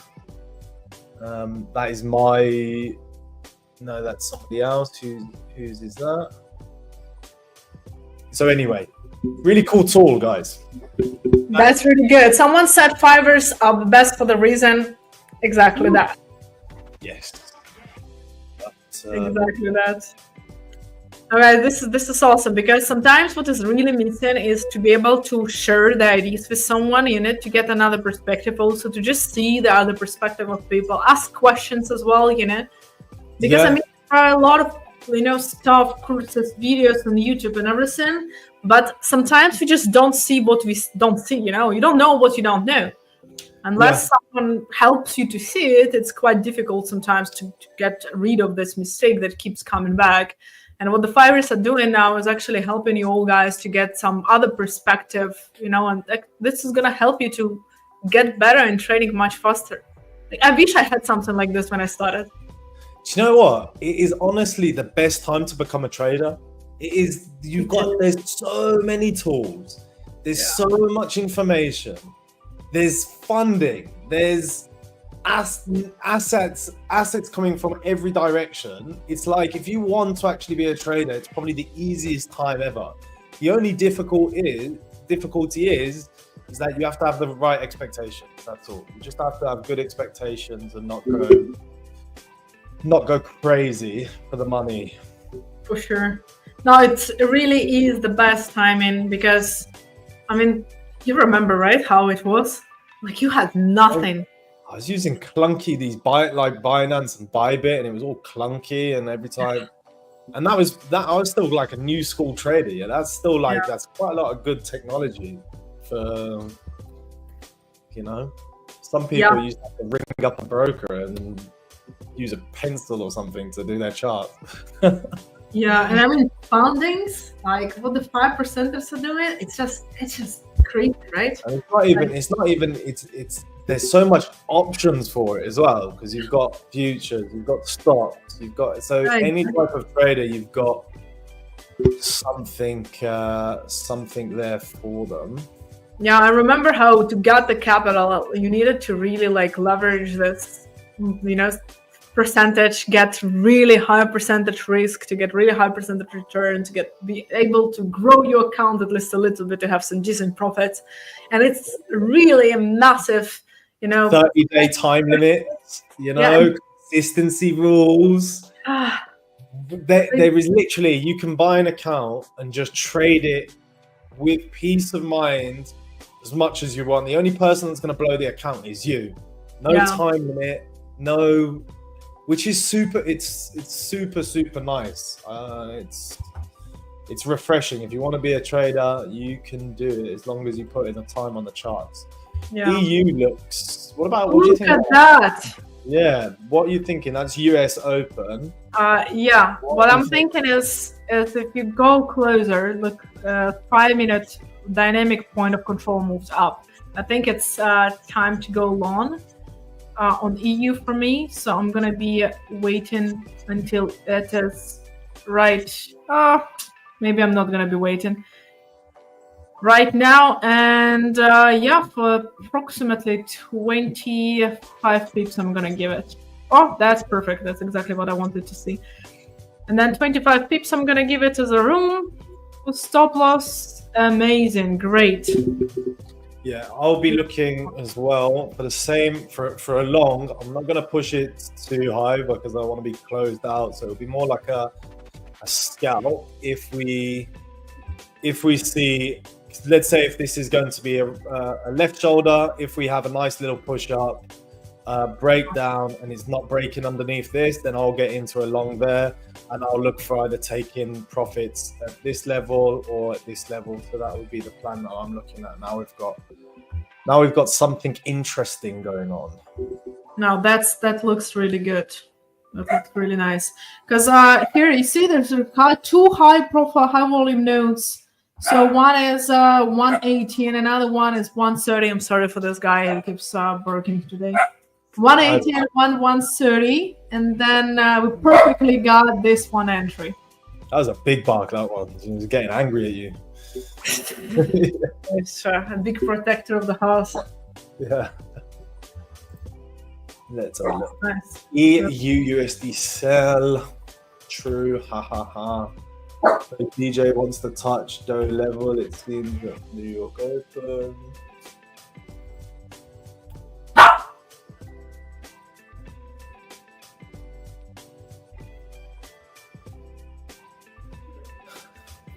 You never know. The bootcamp challenge is normally around when we do events and things that we want to get a lot of traders involved.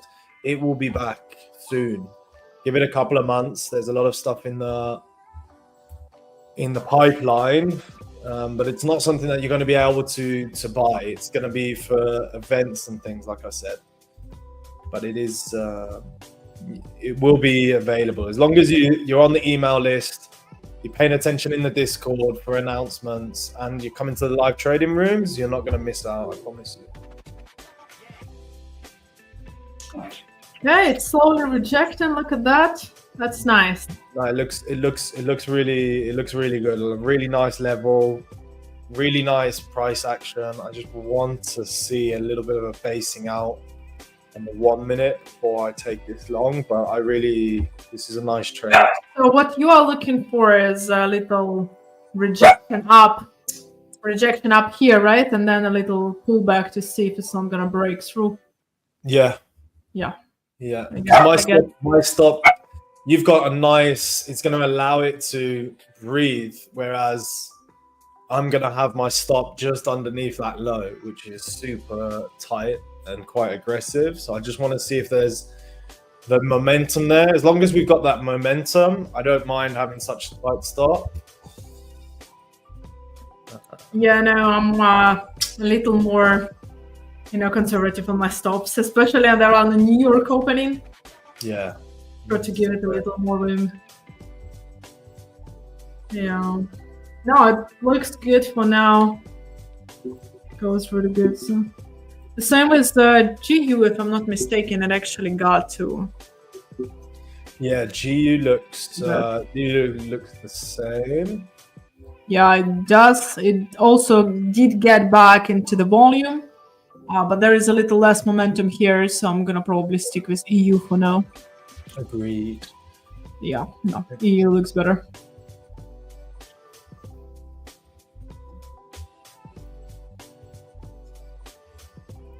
Okay. And what my oil is doing, I'm waiting for this oil already. Here we go again. You see, I'm still waiting for it to go a little lower. Volumes are above right now, so I'm waiting until the price rejects these volumes here, goes slightly lower, because until it's consolidating again, I'm not gonna get in the trade. So I want to see this broken first, and then potentially something like this happening. So again, a little head and shoulders perhaps pattern with a volume like this consolidation being the left shoulder.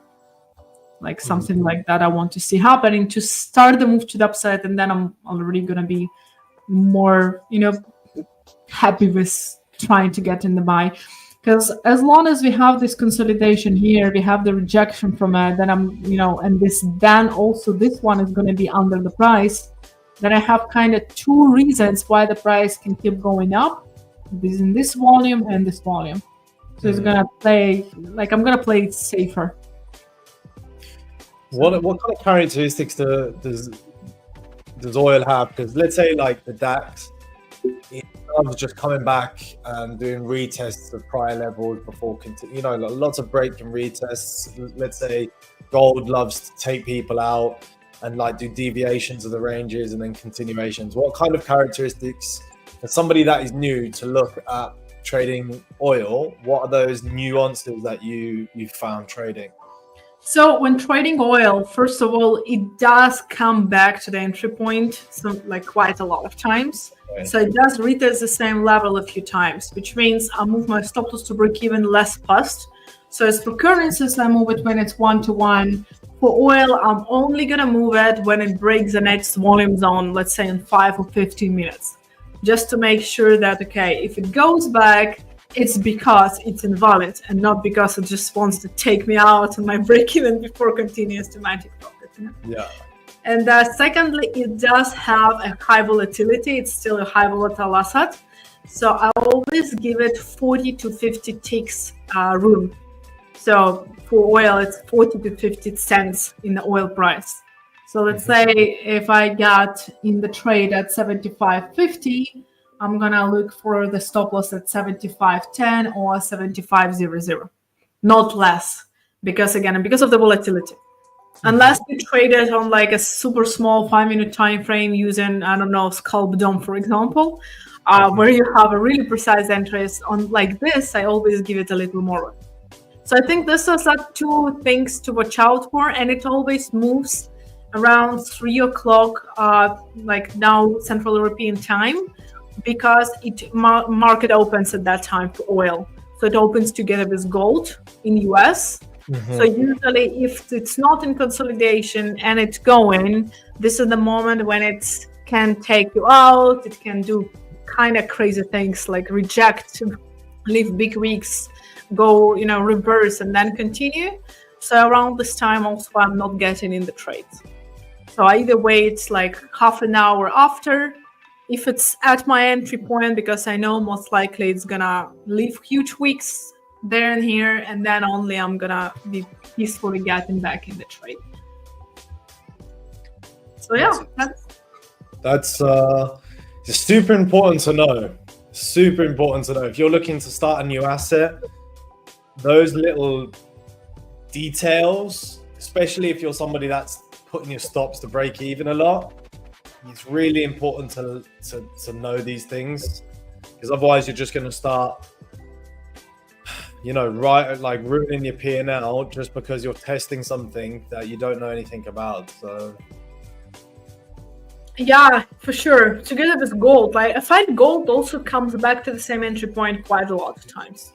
It loves. The reason why I love gold, because it really just, where traders are going to feel the most pain is just like where gold seems to go. So it's like you can see the areas where you just look at it and you're like, I have a feeling it's just going to come through to that level and then just take off. And if you get that intuition, right, it can do some really nice trades, and it moves fast and opens. Like when gold moves. It's why I think people love it as much. Love it. Yeah. It's a love-hate relationship with gold that many people have. Me included, by the way. I'm not a big fan of it. Really? No. Ah. I got burned on gold so many times. Go on, let's see what this euro is doing. Is this the momentum that we're looking for? Euro. Yeah, I'm just trying to see, just on the 1 minute, I'm just trying to get that.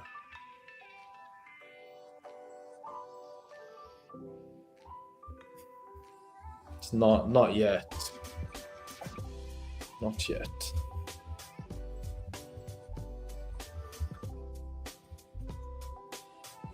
For me, as long as we stay above this blue line that I have, I'm good to hold it. If it's gonna go, oh, say that again. Sorry. As long as it stays above this blue line, I'm holding it. If it goes below this blue line, I'm gonna get out and get back in the trade. And if it goes back above it, because right now this is a dynamic volume profile. It shows how the liquidity moves in the market. And right now, the majority of the volume is going up. So traders open higher and higher and higher positions. Which if it stays, it can be a good sign for bullish like it's doing right now, but it also can be a sign that it's gonna just, consolidate here, it can break and through. And in this case, I cut my losses small and I just get out of this kind of situations.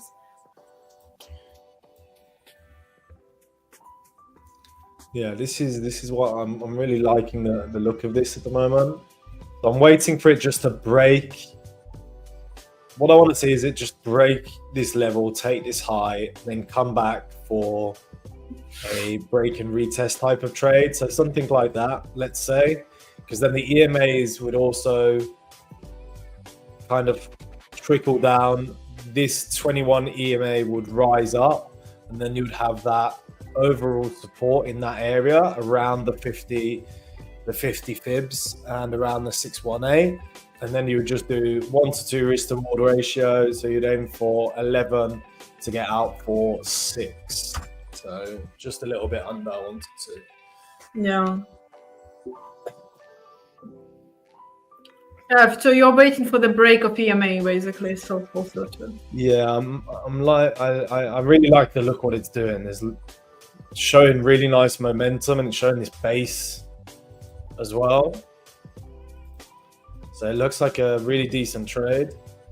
Also from off your side as well, like there's so many different traders looking at different levels. So if it works out, if it looks like a good level on the 1 hour, or if it looks like a good level on the 4 hour, or it's come to a 4 hour demand and it's looking good across the board, then why not take the trade?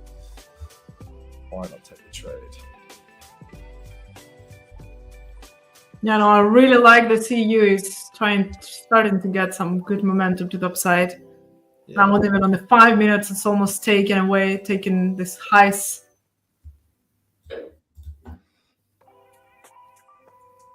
The CU? Yeah, it's EU. Yeah, EU. So I just like the way that momentum's stacking up. It looks like it's going to break it. So anyway, if it breaks back down, I want to be out of the trade anyway. Let's have a look.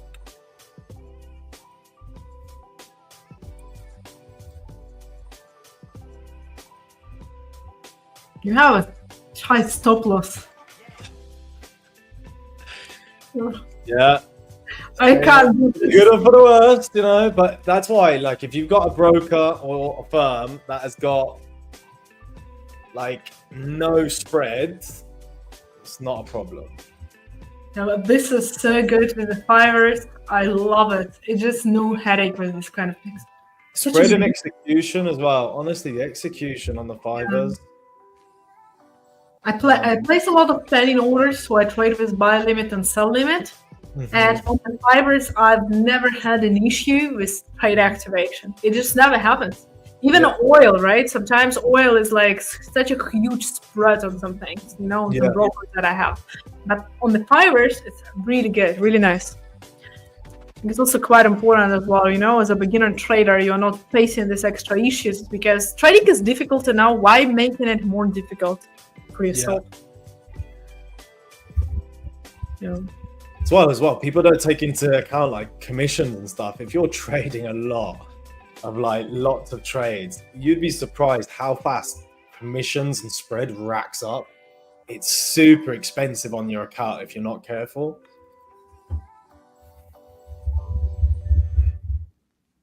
it gets more exciting when you open a trade. You know that? What, the trading room? I told you. Why do you think I was trying to open up one lot trades on? But no, now this is generally like a nice. This is a good setup. So I don't mind putting like a little bit more on this. But if you go to stop loss, I would start suspecting that it's your fault. What did you say?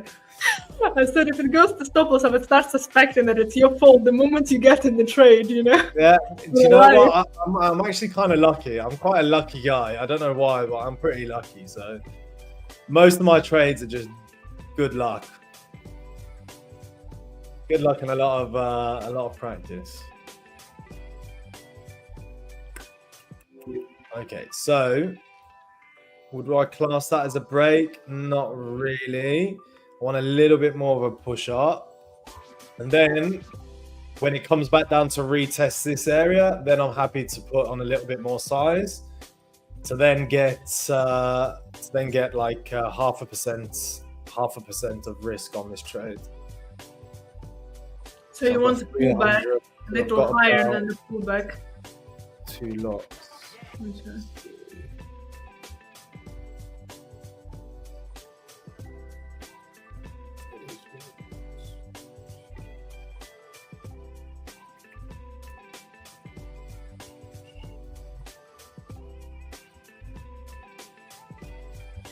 Okay. Okay.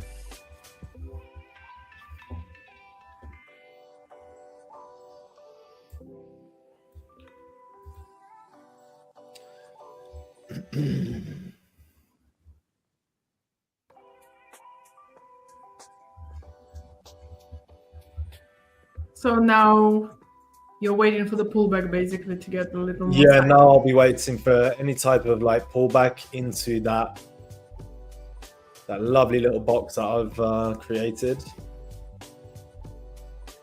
It's while we were waiting, someone said there, I've lost $1,500 because of greed and heavy leverage. Well, like, I've lost 1,500 buying 5-ish challenges and instant funding. Every time I buy it, I blow accounts from greed and heavy leverage. Do you know what though? That is the problem with a lot of traders, and it's not your own fault. It really isn't your own fault. You've got probably a lot of stuff that you're thinking about, a lot of stuff that you want to do, and you're looking for trading to be the thing that gets you out, and it's totally fine. Everybody's in the same situation. You can't keep doing it. So you either learn and just take it a little bit more seriously, sort the expectations out. If you're really only here for the money, I promise you there's actually a lot of other easier ways to make money and actually keep it. Trading's the only time that you actually come. You put so much time and effort doing it and leave the next day in losses, you know? If you go into sales, you can make a hell of a lot more money and you can keep it as well. For sure, you know, but I always say you just gotta love it. You just gotta love trading to be able to keep doing it, because imagine doing something for the rest of your life that you actually don't like. Like you wake up and you're anxious about seeing the charts again. That's not something that is gonna keep you going, you know? That's not something that's gonna give you profits. So you gotta really love it. But at the same time, I think if I would know this earlier, it would cut me a lot of years into getting profitable. And by knowing it, I mean that setting yourself some kind of time frame to check with yourself. Not the timeline to get funded, not the timeline to get $1 million from trading, not the timeline to quit your job, just a timeline to check with yourself. Let's say you start trading, you give yourself, let's say 12 months, right? And you say, okay, after 12 months, I'm going to check with myself where I am at. And if after 12 months, you are still like not doing well, it means that you're not doing something right, or you're not doing something that you know you're supposed to be doing. Not managing the risk right. Perhaps you don't have a strategy. Perhaps you are, operating on emotions. Check in with yourself. Check is like what you are not doing that you know you're supposed to be doing, and then give yourself another 3 months, and then check it yourself again. It's because we as traders hit our head against the wall so hard again and again and again, trying to ignore these basic rules that some traders are there for years, 10 years, and still not making a single penny from being a trader. It's just because we are ignoring the simple basic things that we're supposed to be doing on a daily basis. There was a quote that I really like: the magic you're looking for is in the work that you are avoiding. Oof. Wow. And that's really something that I think applies so much to trading. Pretty powerful stuff. There you go. Okay, so added another 3 lots, which is another extra 150 risk on the trade. So that's 500 altogether. I've noticed recently, to be honest, a lot of pairs keep coming into this 618 number. So even if it comes down to the 618, I'm still not worried. The only reason I'd be worried about this trade if it hits my stop loss. That's the only thing. So we'll see what happens with this. If it hits my stop loss, that it's 0.5% risk. And if it doesn't and it goes to take profit, well, we're going to be very happy.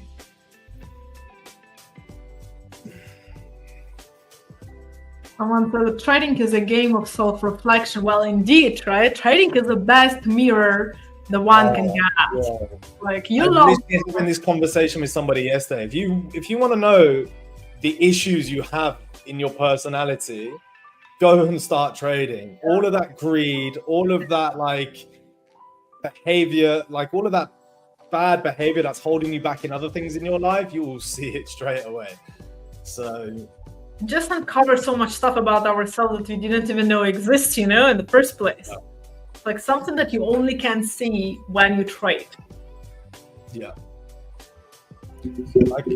I didn't know I was super I'm quite greedy sometimes with my trading, and it held me back for a number of years, and that was also because of unrealistic expectations. So for the guy that was losing all of his funded accounts, this is a cheap lesson. I promise you, it's a cheap lesson, because those habits have cost people a lot of money. They've cost me a lot of money. But if you learn, and then they just become stories that you tell everybody in good company. You tell those stories, and you've got over it, and you've passed it. But you have to get over those bad habits. Yeah, I wish I would lose only 1,500 when I was learning. I mean, obviously it is a lot of money, for like for some people as well, for sure. For me, it was also really a lot of money, but I've lost more than I could have afforded when I was learning how to trade. I mean, there was a journal. I found a journal from when I first started trading, and I've written this journal that I just blew an account.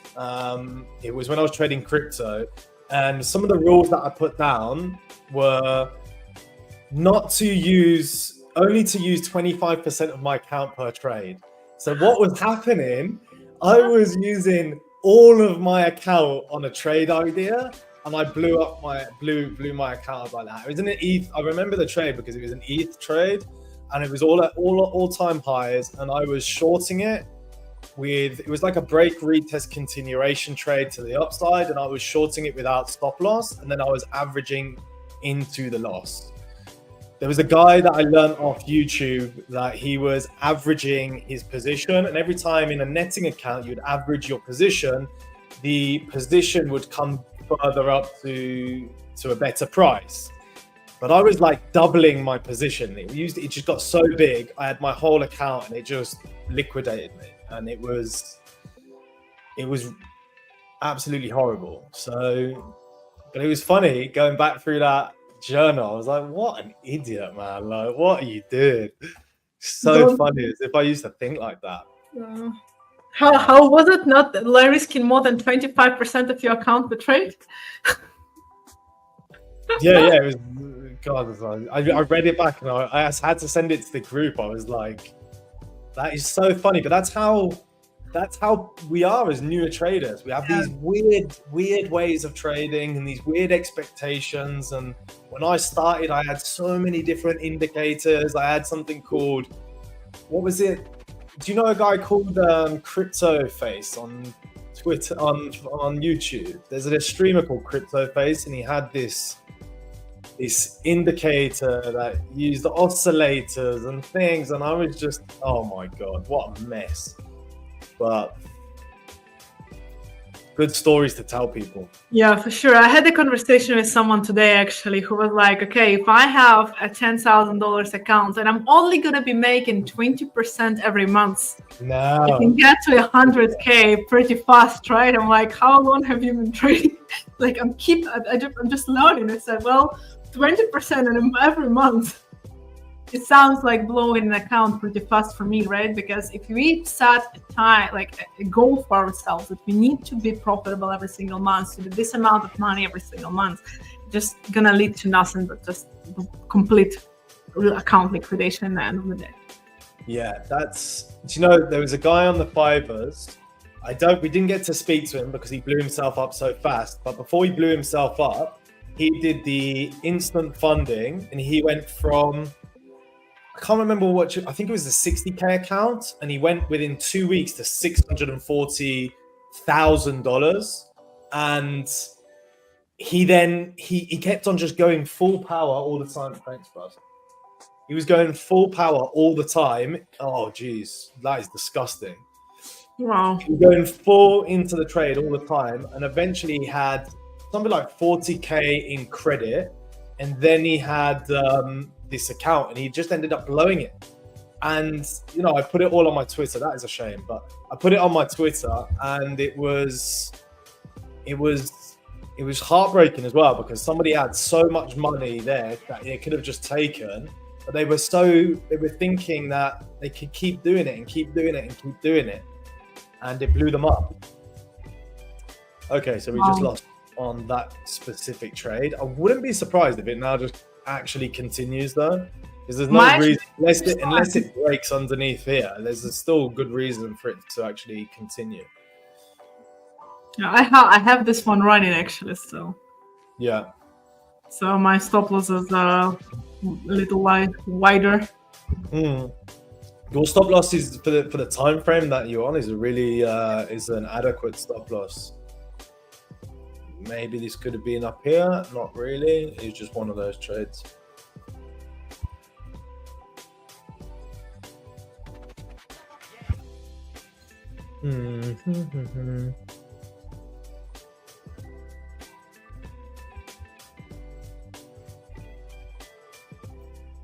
Let's see what it's actually going to do from here. Yeah, let's see, because it was just opening of the US as well. If I'm not mistaken, Trump was speaking, so... Trump was speaking. This is probably the worst thing that I want to hear. That when I'm in trading, this is not what I want to hear. Trump speaking at all. Greed Duckus Alex. What does that mean? You blow a lot of accounts with this trade live. I don't know. I don't know what you mean by that. But there you go. You blow a lot of accounts with this trade live.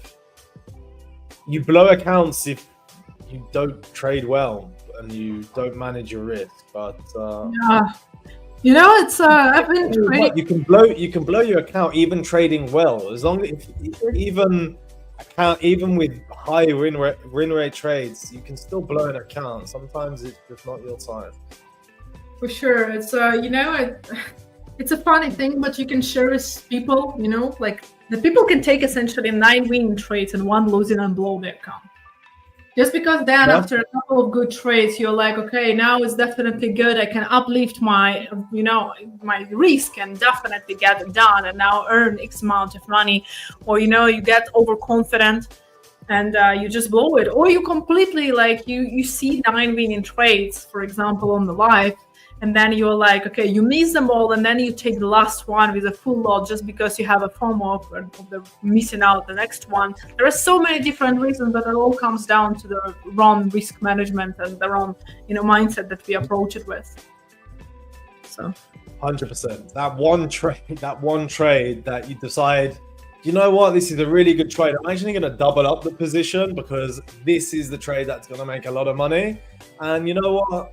It goes against you. And then because it's so big, the trade, you decide you want to move your stop loss.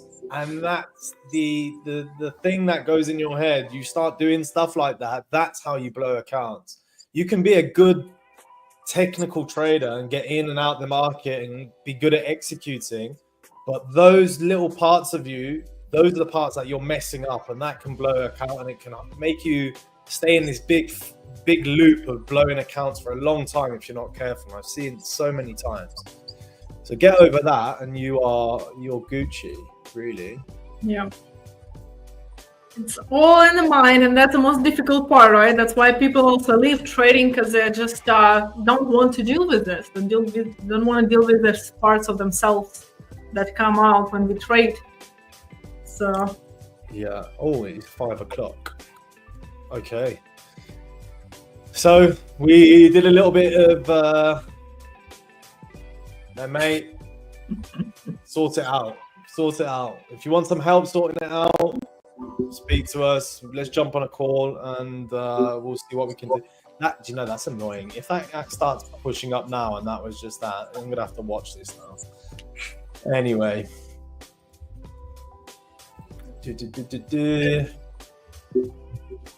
How was that, Anastasiia? I'm good. I'm still in the EU. I'm watching it running, but on my account. Yeah. Hopefully it's not gonna reverse up like against me now, but super nice trade, guys. I hope you enjoyed the stream. It's the actual end of the week for the streams as well. I think in February we're actually going to make the streams a lot bigger. But yeah, anything you want to say, Anastasiia, before we go? I think it was a great session because a lot of people were able to learn a lot of things. We talked a lot about the also, you know, mindset of trading for the first time, like while I'm here. So I hope you guys made some notes. And perhaps also about the volume profile. No, we got a lot of questions. I saw them coming. We talked about this in the beginning. So guys, please start from the beginning of the session, rewatch it. It's covered there, covered the setup with the volume profile as well, all the settings, everything that you need to know. And next week, we're going to be back, right? So if you guys keep practicing, we're going to answer all your questions next week on the next live. 100%. Anastasiia is going to be with us on a regular basis. She's a part of the content team for the 5ers now. So you can either come here to see her, or where else can they find you, Anastasiia, if they don't want to come to the live streams? They should come to the live streams, though. To live streams. Wow, there is an option for a shill and she didn't take it. That says a lot. Okay, guys. Fair enough. We'll see you soon, okay? I'll see you guys soon. Hi guys, so thank you very much for watching the video. Now make sure you like and subscribe, and most of all go into the YouTube and check our other content that we provide here at the 5ers. We'll see you in the next one.